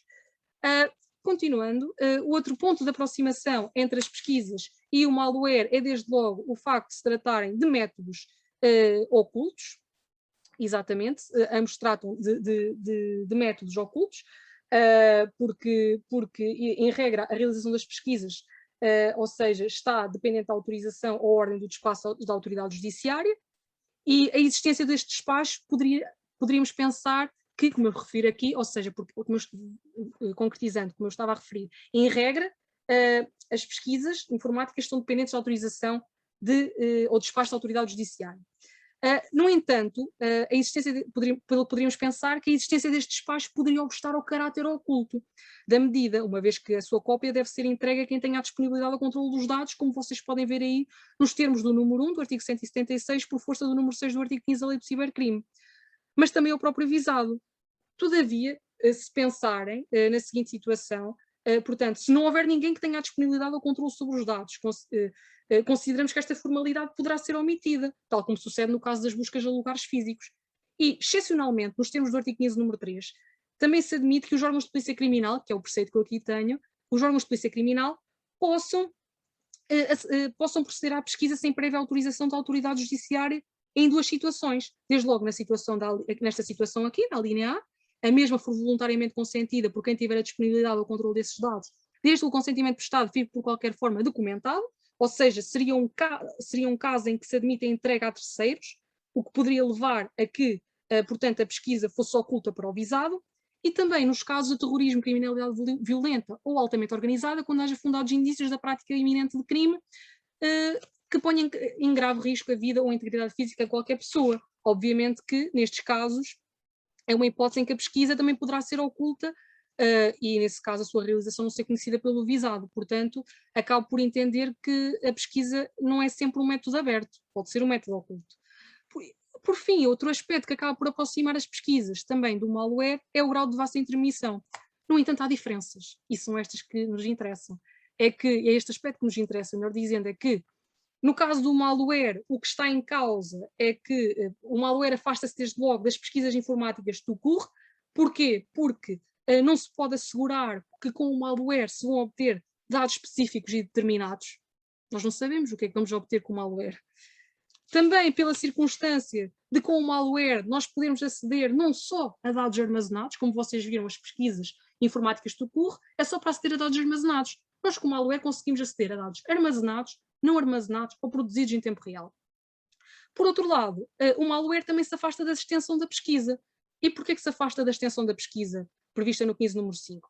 Porque na extensão da pesquisa apenas é possível o acesso remoto aos dados informáticos armazenados no sistema informático ou numa parte diferente do sistema pesquisado a partir de um sistema inicial. Esta parte para mim é muito importante. A lei diz: nós só podemos aceder a dados informáticos armazenados no sistema informático numa parte distinta do sistema pesquisado a partir de um sistema inicial. Ora, com a utilização de malware, como vocês viram, nós podemos aceder diretamente ao sistema informático visado. Pronto.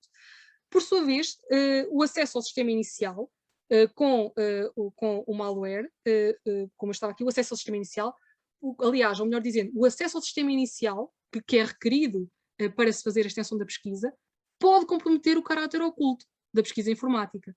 E como nós vimos, o malware é sempre um método oculto. Portanto, aqui também há casos em que efetivamente partilham esse aspecto comum, mas há outros em que efetivamente a pesquisa pode não ser oculta. E ainda, outro aspecto é que o malware não se resume a uma simples pesquisa ou busca online ou offline. Pronto, já vos referi que não é uma simples pesquisa, há muitas mais funcionalidades que lhe podem estar associadas, consequentemente sendo o nível de devassa superior. Por outro lado, poderíamos pensar em enquadrar o malware no âmbito da apreensão de dados informáticos, do artigo 16 da Lei do Cibercrime, ou da apreensão de correio eletrónico e registros de comunicação de natureza semelhante, no âmbito do artigo 17 da Lei do Cibercrime. Ora, primeiro uma nota para dizer que a Convenção sobre o Cibercrime não distingue estes dois tipos de dados. Aliás, não distingue estes dois tipos de apreensão, porque é a apreensão de dados informáticos. Dados informáticos inclui também correio eletrónico e registros de comunicação de natureza semelhante.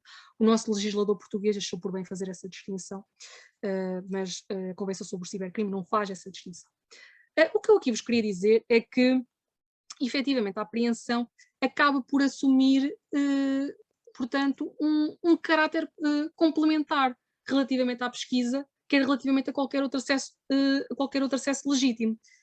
E efetivamente assume esse caráter complementar porque, e vocês desde logo depreendem isso, na Convenção do Cibercrime, por exemplo, a apreensão aparece no artigo 19 e surge consagrada no mesmo preceito que a busca. Por outro lado, atendendo ao regime dos artigos 12 a 17 da Lei do Cibercrime, que estes artigos acabam por representar um conjunto integrado de medidas processuais que devem ser analisadas e aplicadas como um todo. E ainda, outro argumento para referir que a apreensão é, de certa forma, um meio complementar, é que a apreensão per si não traz nada de novo para o processo, ou seja, a prova já foi obtida com recurso a outro meio, por exemplo, as pesquisas informáticas ou outro acesso legítimo, sendo que acaba por ser um meio complementar. Aliás, alguma doutrina, a propósito da apreensão do artigo 178, diz mesmo que a apreensão não é um meio de obtenção da prova. Eu já não estou aí por aí, simplesmente estou a dizer que a apreensão acaba por ser um método complementar.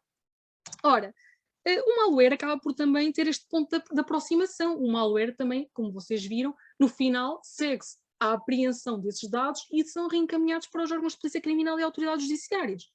Agora, não pode ser isto o argumento para legitimarmos a utilização de malware ao abrigo deste preceito.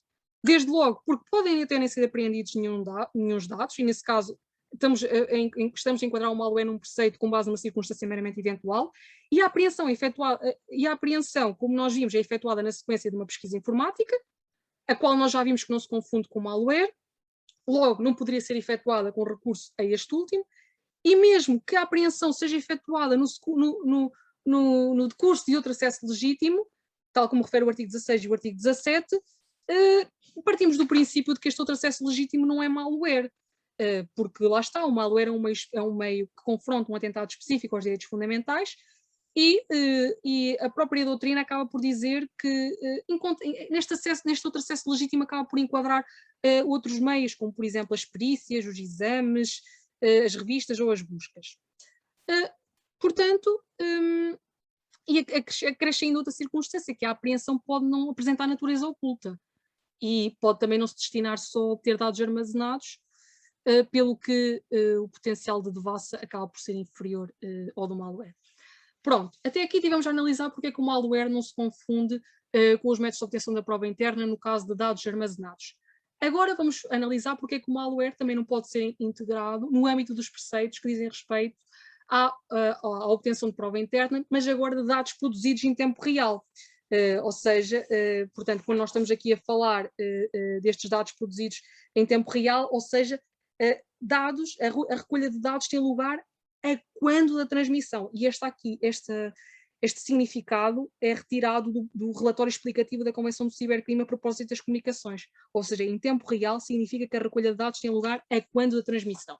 Portanto, eu para este efeito vou atender aqui aos artigos 18 da Lei do Cibercrime e também ao artigo 189, número 1, porque no fundo eles acabam por permitir a interseção de comunicações eletrónicas, só que, pronto, eu queria só pôr aqui um parênteses, é que é verdade que há alguma doutrina que diz que o artigo 18 revoga parcialmente o artigo 189. Eu acabo por seguir a outra posição doutrinal que refere que, atendo ao facto de que o artigo 18 acaba por permitir a interseção quanto aos crimes previstos na lei do cibercrime. O artigo 189 não faz referência a isso, por isso eu acho que o 118 acaba por, ou seja, acho que acaba por haver um campo de aplicação distinto para os dois preceitos. O catálogo de crimes não é exatamente o mesmo, por isso não acho que haja aqui uma revogação, penso que não haja aqui uma revogação parcial dos dois preceitos. Mas fechado este parênteses, o que eu vos queria dizer é que efetivamente, tanto o malware como a interseção de comunicações do artigo 18 acabam por lá está, permitir o acesso ou melhor, a interseção de comunicações. Só que a verdade é que, como nós já vimos, a vigilância da fonte que o malware permite fazer não se confunde com a interseção.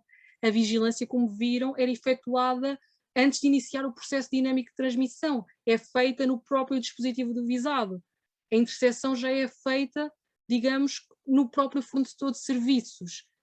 Portanto, acabam por ser tecnicamente distintos. Por outro lado, o artigo 18 acaba por excluir a recolha por via remota e oculta de dados armazenados e não armazenados no sistema informático. Apenas permite o acesso a dados de tráfego ou de conteúdo. Se atenderem ao preceito, veem que o preceito só se refere a dados de tráfego, dados relativos ao conteúdo das comunicações. E ainda, o caráter mais invasivo do malware, não vou voltar a repetir por todas as funcionalidades que lhe estão associadas. Portanto, aqui a grande questão, aqui a grande conclusão é a seguinte, é que o malware não se confunde com a interseção de comunicações, ainda que também se possa traduzir numa ingerência das autoridades públicas nas comunicações. Por esse motivo, nos termos do artigo 34, no número 4, 34 da Constituição e no número 3 do artigo 126, um meio de obtenção da prova que se traduza de uma intromissão das autoridades nas telecomunicações e nos demais meios de comunicação só é possível nos casos previstos, como vocês sabem, em matéria de processo criminal. Pelo que legitimar a utilização de malware ou abrigo do artigo 18, traduzir-se-ia numa inconstitucionalidade material por violação do artigo 18, número 2, e do artigo 34. Ou seja, o malware configura um atentado à inviolabilidade das telecomunicações, é um atentado distinto da interseção e gravação das conversações e comunicações. A sua realização não consentida tem que assentar numa lei que, de forma específica e autónoma, o legitime, o que não sucede na Lei Processual Penal Portuguesa, como eu estou a tentar demonstrar. Assim, o entendimento de que no silêncio da lei sempre seria legítimo porque cabia no artigo 18, estaria ferido em constitucionalidade material. Afronta com o artigo 18, número 2, afronta com o artigo 34, número 4, porque está em causa a violação da reserva de lei restritiva de direitos, liberdades e garantias, nomeadamente porque permite a produção e a valoração de provas, resultando na intromissão nas telecomunicações, não previstas na Lei Processual Penal. Por fim, agora, relativamente aos meios de obtenção da prova de dados armazenados, nomeadamente dos dados, peço desculpa, por fim, relativamente aos meios de obtenção da prova interna, no que diz respeito aos dados armazenados e aos dados produzidos em tempo real, ou seja, estamos aqui perante, estamos a referir-nos àqueles casos, meios de obtenção da prova, portanto, muito mais lesivos, porque permitem aqui o acesso a estes dois tipos de dados. Paradigmática é desde logo a ação encoberta digital ou eletrónica, as ações encobertas em ambiente digital, remetendo neste caso para o artigo 18, número 1 da Lei do Cibercrime. Eu não vou estar aqui a tomar-vos muito tempo, mas basicamente a ideia-chave é a seguinte. No nosso ordenamento não existe uma previsão expressa da figura do agente encoberto informático, como por exemplo se verifica em Espanha. Eles em Espanha têm essa previsão no artigo 288 bis, número 6 da Lei de Enjuiciamento Criminal. No entanto, atendendo a que a nossa lei acaba por remeter para a Lei das Ações Encobertas dirigidas ao ambiente físico, é possível nós dizermos aqui o que é que será uma ação encoberta em ambiente digital. E eu aqui deixo-vos algumas ideias-chave. Desde logo será uma ação desenvolvida por funcionários de investigação criminal ou por terceiros que atuam sob o controle da PJ para a prevenção ou repressão dos crimes previstos na Lei das Ações Encobertas e dos crimes indicados nas alíneas A e B do artigo 19 da Lei de Cibercrime e, muito importante, com a ocultação da sua qualidade de identidade. Apenas são admissíveis, por sua vez, os agentes encobertos ou infiltrados, já não os provocadores, esta velha discussão. Mantém-se também as mesmas posições para o ambiente digital, ou seja, os agentes encobertos em ambiente digital têm de se limitar à recolha de informações, recolha de dados, não podem provocar eles próprios a prática do crime, não podem ser os agentes a impulsionar o suspeito à prática de factos ilícitos. Por exemplo, fornecendo material ilícito infectado com malware, como nós lá atrás estávamos a ver. Porque nesse caso nós caímos no âmbito do agente encoberto provocador, nas ações encobertas em ambiente digital. Ora, com recurso, a verdade é que, o que é que aqui acontece? É que, efetivamente, e lá está, são ações, as ações encobertas em ambiente digital, são ações que são realizadas no plano digital, atendendo ao catálogo de crimes. Ora, a questão aqui é que, efetivamente, há uma aproximação entre as ações encobertas em ambiente digital e a utilização de malware, porque em ambos está em causa a recolha de dados armazenados e de dados produzidos em tempo real. Mas, ambos têm um caráter oculto, e ambos têm um elevado potencial de devassa. No entanto, há diferenças inultrapassáveis. Desde logo, a natureza. E porquê? O malware é um software que é instalado no sistema informático e recolhe prova motu próprio. Ao passo que, quando está em causa as ações encobertas em ambiente digital, o que é que está em causa nestas situações? São os funcionários de investigação criminal ou terceiros que, em virtude da confiança estabelecida com o suspeito, obtêm informações, planos e confidências. Ou seja, o malware, como eu já vos referi, é um método passivo de recolha de informações. Não há uma interação nem a procura de relação de confiança com o visado. É claramente isto que acontece. Eu agora ia dizer aqui uma coisa que é isto, eu não queria entrar com este dado, mas o malware, não há aqui uma procura de uma relação de confiança com o visado, mas estamos aqui a articular o malware com a inteligência artificial, porque poderíamos pensar num software inteligente que estabelecesse essa relação. Eu posso mais à frente falar sobre isto, se houver dúvidas, se quiserem questionar este ponto, mas pronto, eu estou aqui a partir do princípio que o malware é um método passivo. Por isso, o engano associado à introdução de um agente encoberto ultrapassa de forma clara o sigilo da atuação, distinguindo-se qualitativamente do malware. Portanto, são estas as diferenças principais. Questão diversa é saber se o malware pode ser utilizado complementarmente como uma ação encoberta em ambiente digital. E é aqui que a doutrina, hoje em dia, tende a enquadrar a utilização de malware. É no número 2 do artigo 19 da Lei do Cibercrime. Designadamente quando o preceito se refere a meios e dispositivos informáticos. E invocam vários argumentos. Um argumento literal, dizendo desde logo que o legislador, se pretendesse referir-se a outros meios, teria especificado, aludindo à remissão para o regime das interseções de comunicações naquilo que for aplicável, pelo que não coincidem com as interseções de comunicações, porque é só naquela parte, porque diz que se remete para esse preceito só naquilo que for aplicável. Por outro lado, também estes meios e dispositivos informáticos seriam meios invasivos, insidiosos e ocultos, e também atendendo à terminologia já adotada noutros ordenamentos jurídicos, aqui fazem referência a uma terminologia adotada numa lei alemã, que também se refere a meios técnicos e o que estava em causa era a utilização de malware. No entanto, eu discordo desta posição. Porquê? Porque, desde logo, meios e dispositivos informáticos, como podem dar conta, é uma expressão muito abrangente. E à luz do princípio da precisão ou determinabilidade dos atos normativos, nós não conseguimos recortar com segurança qual é que é o seu âmbito, o que é que cabe dentro dos meios e dispositivos informáticos. Ademais, nós vimos que com o malware há um elevado potencial de devassa dos direitos fundamentais, pelo que só uma lei expressa, clara e determinada, que refira que o malware é o que está em causa, é que poderia legitimar a sua utilização. Por isso, e outro argumento é que o malware não se confunde com uma ação encoberta em ambiente digital. São realidades distintas. Portanto, ele é um método autónomo quando comparado com as ações encobertas, pelo que também não poderia ser legitimado ao abrigo deste preceito.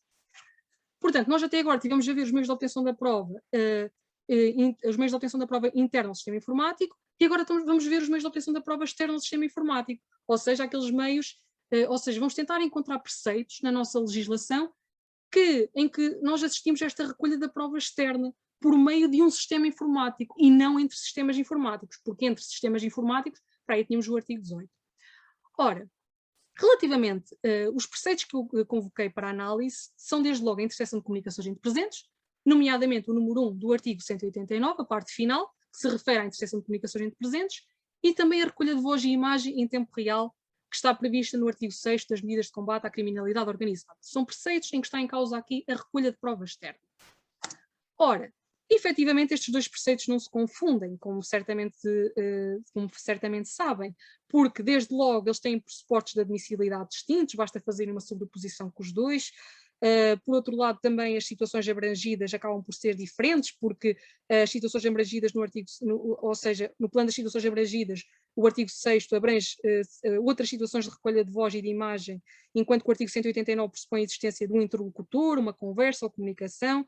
Pronto, eu não queria estar muito aqui a debruçar-me sobre as diferenças destes dois preceitos, mas eles são distintos. É essa a ideia-chave que eu queria que vocês tivessem em mente.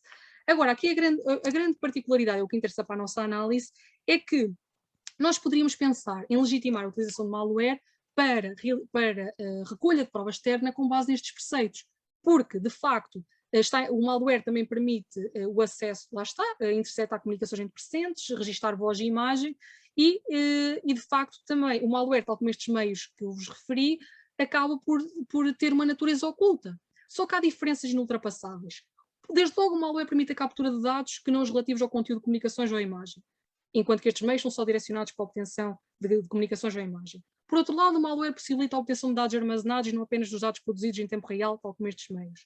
Por outro lado, o malware permite a ativação de webcams ou microfones do sistema informático no domicílio do visado, sendo que há aqui uma discussão a propósito de, nomeadamente,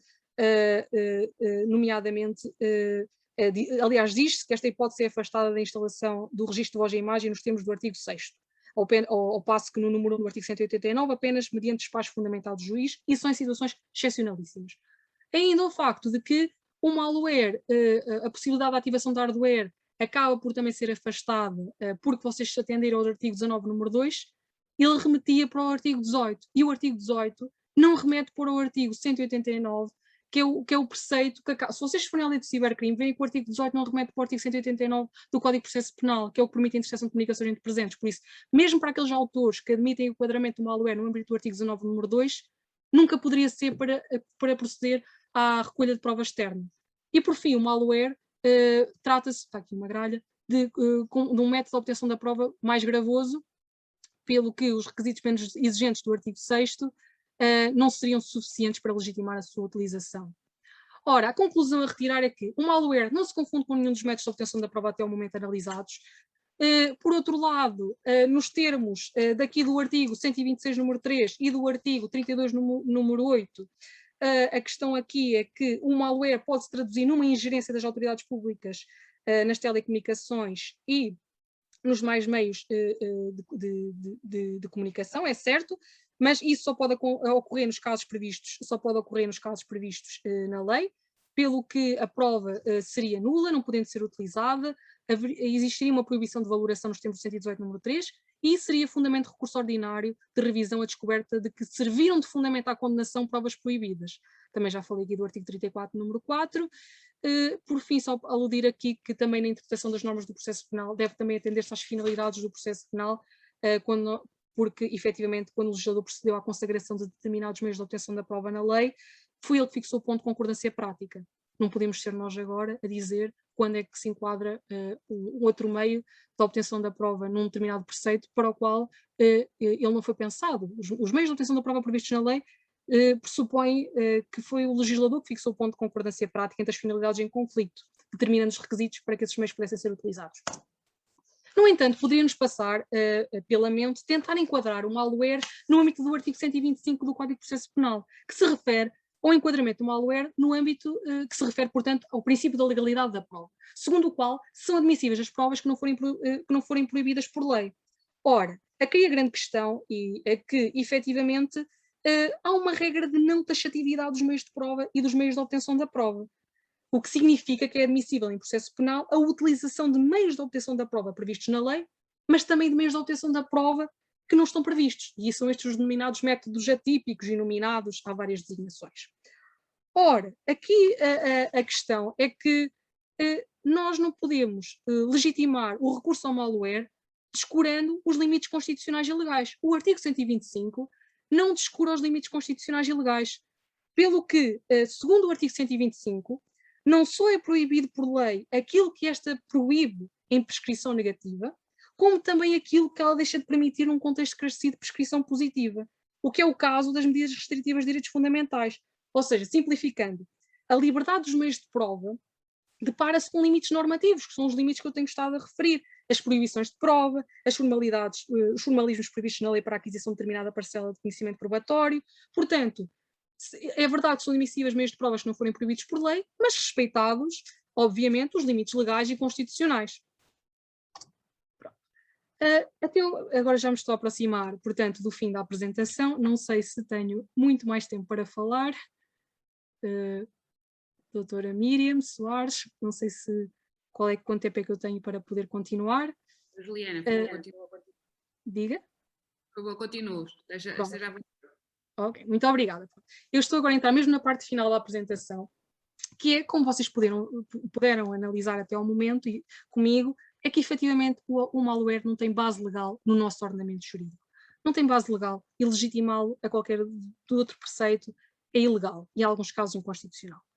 Portanto, agora o que eu vos vou apresentar são os requisitos para que o mesmo fosse admissível no nosso ordenamento jurídico, sendo que estes requisitos que eu aqui apresento foram inspirados com base na análise que eu fiz do ordenamento jurídico espanhol, que consagrou o malware sob a designação de registros remotos sob equipos informáticos, com base no ordenamento jurídico italiano, que tem o captator informático, com base no ordenamento jurídico alemão, que tem as online das Zung e as KLTKU, e com base no ordenamento jurídico americano, que tem o Remote Access to Search, ou seja, tudo no fundo designações diferentes, mas que na sua base são malware. E também, obviamente, vou ter aqui em conta os princípios processuais penais e os ditames da nossa Constituição. Ora, eu segui aqui uma divisão com base numa sistematização apresentada por Sr. Dr. Costa Andrade, a propósito dos métodos ocultos. Eu parti desta sistematização, mas vou densificá-la com os tais conhecimentos que eu adquiri do direito comparado, tal como vos referi. Primeiro, obviamente, e isto aqui eu estive a bater nesta tecla desde o início, é preciso, obviamente, a propósito dos requisitos formais, lei. O malware implica um sacrifício num extenso leque de direitos fundamentais. Há aqui uma intransponível exigência de reserva de lei. Existe, obviamente, de acordo com o artigo 18, número 2 da Constituição e da linha B, número 1 do 165 da Constituição, lei da Assembleia da República ou decreto-lei autorizado. Eu tenho ali aquela portaria, porque uma portaria número 4 de 2018 do Governo, e esta portaria autorizou a Polícia Judiciária a proceder à repartição de encargos nos anos 2017 e 2018 relativos ao contrato de aquisição de bens e serviços para o fornecimento de sistema de aquisição remota de prova digital em terminais de comunicações móveis. Ou seja, Ainda que nos passasse pela cabeça pensar que estes sistemas de aquisição remota de prova digital em terminais de comunicações móveis seria a malware que esta portaria se estava a referir, naturalmente todos sabem que uma portaria não é uma lei da Assembleia da República, não é um decreto-lei autorizado e só estes é que podem restringir direitos, liberdades e garantias. Por outro lado, exige-se que a previsão do malware esta previsão tem que ser feita de forma autonomizada, numa norma legal distinta das demais. Não vamos enquadrar o malware dentro de nenhum dos preceitos já previstos na lei. Existe uma previsão distinta.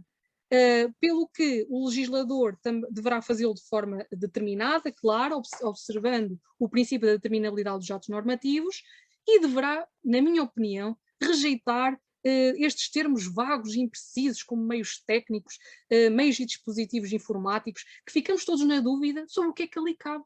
O que é que cabe dentro destes conceitos? Por isso, também acho que devem ser rejeitadas terminologias como buscas ou pesquisas online. Deve ser adotada, na minha opinião, a terminologia de malware, porque assim todos sabemos do que é que estamos a falar.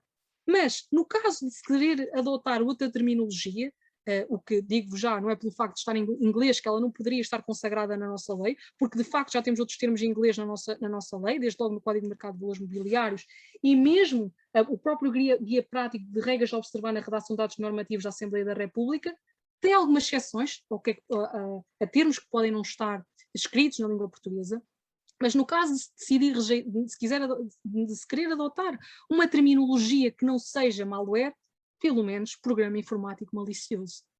Porque assim não há dúvida que estamos a referir a malware e é esse o objetivo, é que se perceba de que é que se está a falar. Por outro lado, atendendo aos requisitos materiais, portanto, ou seja, aquelas exigências complementares que materializem as condições e os limites de aplicação do malware enquanto meio de obtenção da prova. De facto, todos os ordenamentos jurídicos, eu identifiquei um catálogo de requisitos materiais comuns em todos os países, que eu vos referi atrás. E este aspecto é muito importante, porque o próprio Tribunal Europeu dos Direitos do Homem, no caso Ben Faiza contra a França, o que é que aconteceu aqui? É que acabou por se entender nesse acórdão, que era a propósito do GPS, que a lei francesa não indicava com suficiente clareza e precisão as condições e os limites de aplicação do GPS. Porque lá está, não é só prever o malware, tem que haver requisitos materiais para que o mesmo possa ser utilizado no nosso ordenamento jurídico. E estes são os requisitos que eu encontrei comuns em todos os no ordenamento espanhol, italiano, alemão e americano. Todos eles faziam referência a estes requisitos. E eu agora vou passar rapidamente por eles só para dar conta de como é que eu acho que eles deveriam ser identificados, como é que eu acho. Aquilo que me parece que deveria ser mais adequado, tendo em conta esse estudo que eu fiz do direito comparado e tendo em conta outros meios de obtenção da prova que nós já temos no nosso ordenamento jurídico. Relativamente ao catálogo de crimes, como podem adivinhar, o malware não deve ser utilizado para investigar qualquer crime. Deve reservar-se para os crimes mais graves, tendo em conta o grau de lesividade. E deve estar previsto, na minha opinião, um catálogo autónomo de crimes. E isto acaba por acontecer noutros países. Eu acho que remeter a utilização do malware e dizendo o malware pode ser utilizado nos casos, por exemplo, em que é admissível uma busca, eu penso que o leque ainda deve ser mais restrito, porque o malware é mais invasivo, tem muito mais funcionalidades, pelo que requer-se a previsão de um catálogo autónomo. Por sua vez, relativamente ao requisito da verificação em concreto da suspeita do crime e determinação do alvo, que é outro requisito que eu acho que deveria estar preenchido para que a utilização do malware fosse materialmente admissível, é que não basta existir uma simples suspeita de que aquela factualidade típica se reconduza a um dos crimes do catálogo. Ou seja, tem que existir essa suspeita, mas essa suspeita tem que ser uma suspeita qualificada, que se baseie em factos determinados e que atinjam um determinado nível de concretização. E, ademais, requer-se que esta suspeita seja aferida, obviamente, no momento em que a autoridade competente decide a autorização ou recusa esta medida. Porque, como nós percebemos, rapidamente se passa de uma suspeita para a certeza. Portanto, tem que ser no momento em que a autoridade competente decide a autorização, é que vamos aferir da suspeita. Por sua vez, relativamente à determinação do alvo, e este é um dos aspectos que eu acho que é dos mais difíceis de nós conseguirmos regular, porque eu entendo, obviamente, que a lei terá de referir que um malware só pode ser utilizado em relação. Eu tenho estado a utilizar a expressão visado, não tenho estado a dizer se é o suspeito, se é o arguido. E, de facto, isto vai ter que ser densificado, vai ter que ser referido qual é que é o catálogo de pessoas que pode ser alvo da utilização, da instalação de malware. Porque pensem, será que a empresa onde o visado labora, pode ver instalado no seu dispositivo, no dispositivo de trabalho, malware para recolha da prova de prática de crimes? É que isto depois pode atingir um leque diversificado de pessoas e tem que haver um catálogo. E o que é que aqui acontece? Há aqui uma grande dificuldade, que é o malware, regra geral, visa identificar o agente da prática de um crime. Regra geral é essa a questão. Então como é que nós vamos saber qual é que é a pessoa, qual é que é o visado? Porque muitas vezes o que existe são elementos mínimos de identificação, falíveis, nicknames, usernames, e-mails. Ou seja, o que eu acabo por dizer é que apenas se terá de exigir que a pessoa que está a usar um daqueles elementos identificativos se enquadre no catálogo estabelecido na lei, ainda que seja referenciada nesta fase preliminar da investigação com base nesse nickname. Tem de haver, de alguma forma, integração no catálogo, ainda que seja através de um elemento falível. Pronto. Agora, eu penso que tem sempre que haver é inultrapassável a determinação do alvo, sob pena de nós cairmos nesta designação, as phishing expeditions, ou seja, as autênticas pescas de agentes da prática do crime, e nós não queremos andar à pesca de agentes da prática do crime, nós queremos atingir um visado concreto. Recolher provas de um sistema informático de um visado concreto. Outro requisito que, na minha opinião, deveria estar preenchido, na minha opinião e dos conhecimentos que eu adquiri do direito comparado, tem que estar preenchido, é a delimitação do âmbito funcional. Ou seja, a recolha de prova interna e externa ao sistema informático tem que estar suficientemente determinado na lei qual é a concreta funcionalidade que vai ser utilizado. Como puderam, eu acho que penso que foi perceptível neste ponto, o malware dá para recolher prova interna ou prova externa, e os direitos fundamentais restringidos são diferentes. Quer esteja em causa só a recolha interna, só a recolha externa de prova, ou de ambas. Portanto, tem que estar referido qual é que é a funcionalidade que vai ser utilizada. E ainda, lá está, portanto, no seguimento, se vai ser utilizado hardware, porque já vimos que o domicílio pode ser afetado neste caso. Por outro lado, também tem que estar delimitado na lei o âmbito funcional, ou seja, os requisitos, obviamente que no seguimento da ideia que eu estava a falar do domicílio, que tem que existir requisitos mais apertados se o malware for instalado no domicílio do visado, sendo que, obviamente, quando não é conhecida a localização, se calhar nesses casos, e aqui é uma dúvida que eu tenho, eu não sei, nesses casos, se calhar, porque assim, há ordenamentos jurídicos que não estão preocupados com esse aspecto da localização. Mas a verdade é que, por exemplo, a Itália e a Alemanha preocupam-se com o facto do malware ser instalado no domicílio. E, portanto, quando nós não sabemos qual é que é a utilização, eu acho que apenas deveria ser admissível a utilização de malware se este comportar funcionalidades de recolha de prova interna de modo a cautelar que não seja violado o direito referido. Ou seja, se nós não afetarmos, se não houver a recolha de prova externa, não vai ser violado esse direito. Portanto, se calhar quando não se sabe a localização, só para a recolha de prova interna, não sei, é uma proposta. E, por outro lado, também referir ali que o próprio Tribunal Europeu dos Direitos do Homem ainda considerou que o juiz tinha de identificar a pessoa a ser vigiada a um conjunto de locais onde se pode realizar a medida. E infere-se que a identificação do local, lá está, que a identificação do local não era obrigatória, no caso das escutas telefónicas. Mas isto, lá está, é porque as escutas telefónicas não são suscetíveis de afetar o direito à inviolabilidade do domicílio, ou seja, o Tribunal Europeu tinha-se de identificar a pessoa ou o conjunto dos locais a ser onde se podia realizar, e isto fazia sentido porque as escutas, lá está, não afetam o direito à inviolabilidade, e o mesmo sucede se o malware for só utilizado para acesso, para recolha de prova interna a dados informáticos, nomeadamente dados armazenados. Relativamente à delimitação do âmbito temporal, limite máximo para a execução da medida. Ora, lá está, efetivamente o malware tem que ter um período estabelecido na lei durante o qual pode ser utilizado, essa duração deve ser proporcional estabelecida a outros meios de obtenção da prova previstos na lei. Nós tínhamos ordenamentos em que estabeleciam 1 mês, outros 15 dias, lá está, o legislador vai ter que ponderar tendo em conta a duração que já tem para outros meios de obtenção da prova. E outra questão importante, a partir de que momento é que deve ser iniciada a contagem do prazo para a utilização de malware? Será que a partir do momento da instalação ou do momento em que o juiz procedeu à sua autorização. Eu aqui acabo por dar já a resposta, que na minha opinião era a partir do momento da instalação, sendo que exatamente esta situação acaba por já ser seguida no âmbito das escutas telefónicas. Por outro lado, é muito importante assegurar ainda as medidas para o pleno contraditório. Como facilmente entendem, o contraditório é uma das garantias de defesa que o processo penal deve assegurar ao arguido nos termos do número 1 do artigo 32 da Constituição, e é muito importante que o malware é instalado ocultamente para recolher as provas, e é muito importante nós controlarmos a fiabilidade e a integridade. Penso que os senhores advogados terão muito interesse no controlo da fiabilidade e integridade da prova recolhida. Terem a certeza que a prova não foi adulterada, não foi falsificada, e ainda, e lá está, e que isto só é possível como?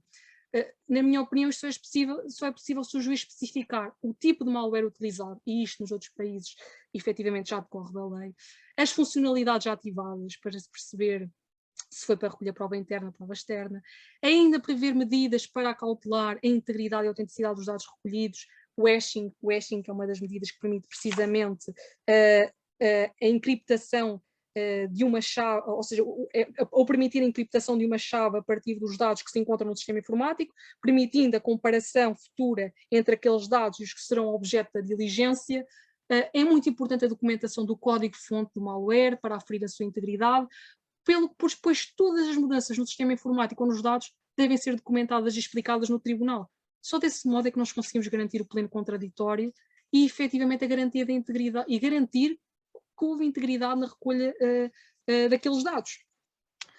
Por fim, outra ideia que eu também penso que deve decorrer da lei, e que no fundo estes requisitos todos acabam por espelhar, é que tem que ser respeitado o princípio da proporcionalidade, o que se vê em duas dimensões. Por um lado, no conteúdo no regime e no regime dos vários requisitos materiais, e puderam observar que o princípio da proporcionalidade encontra logo espelho quando nós dizemos, ou melhor, o princípio da proporcionalidade encontra-se só concretizado quando nós dizemos que o malware só pode ser utilizado para investigar crimes graves, que o malware tem que ter uma determinada duração mais curta quando comparada com outros meios de obtenção da prova, etc. Por outro lado, também o princípio da proporcionalidade deve ser aferido pelo juiz no momento em que ele decide sobre a autorização ou recusa da sua utilização. Aqui os típicos corolários da proporcionalidade, a adequação, necessidade, proporcionalidade em sentido estrito, sendo que, obviamente, temos que atender ao tipo e à extensão dos dados recolhidos, ao tipo de malware e funcionalidades computadas, à duração da sua utilização para aferir o grau de invasão e restrição dos direitos, versus a gravidade dos crimes em questão, e a importância daquelas provas para a investigação criminal. É ainda muito importante que seja respeitado um princípio de subsidiariedade, no sentido em que nós só poderíamos lançar a mão do malware quando não exista um outro meio aberto que permita recolher provas, recolher elementos probatórios. Fala-se aqui numa ideia de subsidiariedade extrínseca. Por outro lado, também nós só deveríamos poder lançar mão do malware quando nenhum outro método oculto possibilita a recolha da prova. E fala-se aqui de uma subsidiariedade intrínseca. Se nós tivermos outros meios que permitam dar resposta, não vamos lançar mão do malware. E, por isso, da lei deverão decorrer expressões como, estas são algumas expressões que poderiam evidenciar este caráter subsidiário da utilização de malware. Por exemplo, sem a medida a investigação resulta dificultada, consideravelmente dificultada, impossibilitada, etc. Por fim, é ainda importante acautelar o respeito pela reserva da intimidade da vida privada, na medida em que a medida deverá ser admissível, lá está, só se houver indícios de que com estas informações se podem obter informações que não contendem com esta área, haver lugar à interrupção de malware se houver evidências de que as informações vão conter, porque nem sempre, no momento prévio, muitas vezes, as autoridades judiciárias e os órgãos de polícia criminal não vão ter o conhecimento para saber se com a utilização de malware podem afetar aquela área. Portanto, nesses casos, como é que se salvaguarda a área nuclear da intimidade? Quando na fase de valoração se providenciar pela exclusão daqueles dados. Pronto. E lá está, a lei não legitima, está aqui uma gralha, ações de autoridades judiciárias ou órgãos de polícia criminal que atentem ou invadam aquela área. Atendendo agora aos requisitos orgânicos, que são, portanto, os últimos requisitos que deveriam ser observados, e aqui penso que já todos estão a depreender que é o juiz.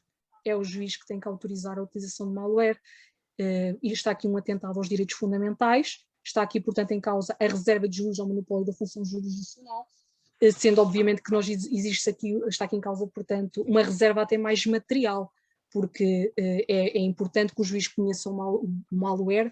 Eu quando digo conhecer o malware não é, ou seja, saber o tipo de malware, saber o que é que ele permite fazer, não é ver o programa informático, porque os juízes não são informáticos, mas minimamente ter conhecimento do que é que ele vai fazer e das tipologias de malware que existem. Porque, de facto, só assim é que ele vai perceber a sua especificidade e a natureza sui generis deste meio face a outros que já se encontram previstos na lei. Só assim é que o juiz vai verdadeiramente perceber quais os direitos vão ser restringidos e vai conseguir fundamentar de forma autónoma e suficiente a sua utilização, não se limitando a acatar sem mais um pedido que lhe seja feito de utilizar malware, porque ele próprio vai ter conhecimentos para perceber o que é o malware e as suas implicações. No entanto, eu não posso... pronto, aqui é só para referir que esta intervenção substancial requer que haja um acompanhamento do juiz ao longo da execução da utilização do malware, um acompanhamento contínuo, mas o que eu vos queria dizer é que eu também não posso esquecer que a prova digital é uma prova volátil e que pode ser facilmente adulterada e eliminada. Portanto, penso que em casos de urgência não é de afastar, casos contados, não é de afastar que o Ministério Público possa autorizar, obviamente com posterior validação do juiz. Penso que nesses casos, em casos de urgência bem contados, não seria de afastar. Obviamente que fora desses casos estaríamos perante uma ilegalidade se fosse concedida a utilização de malware. Portanto, o que eu agora vos queria dizer, já estou mesmo no fim, é que a consagração do malware no nosso ordenamento jurídico não me parece estar longe de acontecer, tendo em conta o movimento a que se assiste na Europa, estes países que eu vos referi, e há outros que já têm contemplado o malware no seu ordenamento jurídico, ainda com outras designações. Também a recente resolução do Conselho de Ministros 92/2019, que aprova a Estratégia Nacional de Segurança do Ciberespaço, fala na necessidade, como vocês podem ver, de revisão e atualização da legislação. Nós temos uma lei de 2009. Estamos em 2021. A nossa lei do cibercrime tem que ser atualizada. É imperativo. Por outro lado, também avaliar, isto são vários excertos que eu retirei da resolução do Conselho de Ministros e que, na minha opinião, mostram como a nossa lei carece de ser atualizada e se fala mesmo na necessidade de agilizar as ações de investigação online. Por outro lado, também a própria Estratégia Nacional de Combate à Corrupção, se tiverem a oportunidade de consultar, lá no segmento relativo a garantir uma aplicação mais eficaz e uniforme dos mecanismos legais em matéria de repressão da corrupção, melhorar o tempo de resposta do sistema judicial e assegurar a adequação e efetividade da punição, tem lá um segmento que se refere aos métodos de investigação em ambiente digital. E acaba por se mencionar o malware, ainda que para a minha infelicidade, com a terminologia de busca online, mas o que é certo é que se fala lá dos registros remotos, da online da Xzoom, da TKU. Portanto, já mesmo no fim, o malware é indispensável para a obtenção da prova e para a descoberta da verdade material. O avançar da tecnologia, a transposição do crime e das provas para o ambiente digital reclamam também este meio de obtenção da prova. A doutrina, os órgãos de polícia criminal e as autoridades judiciárias tentam legitimar o malware, acoberto dos preceitos que eu atrás vos referi, ou seja, acoberto de uma certa indeterminação ou obscuridade das leis. Mas Cesare Beccaria, como vocês todos conhecem, ilustre representante do iluminismo penal e da escola clássica do direito penal, já escrevia desta forma: se a interpretação das leis é um mal, é evidente que a obscuridade que arrasta consigo necessariamente a interpretação é um outro. E será um mal enorme se as leis forem escritas numa língua estranha para o povo, na dependência de uns poucos, sem poder julgar por si próprio qual seria o êxito da sua liberdade. Portanto, penso que é esta a mensagem que eu vos queria deixar e espero não ter sido muito cansativa. Obrigada. Obrigada a nós, doutora Juliana. Não foi de todo cansativo, muito interessante, soube a pouco.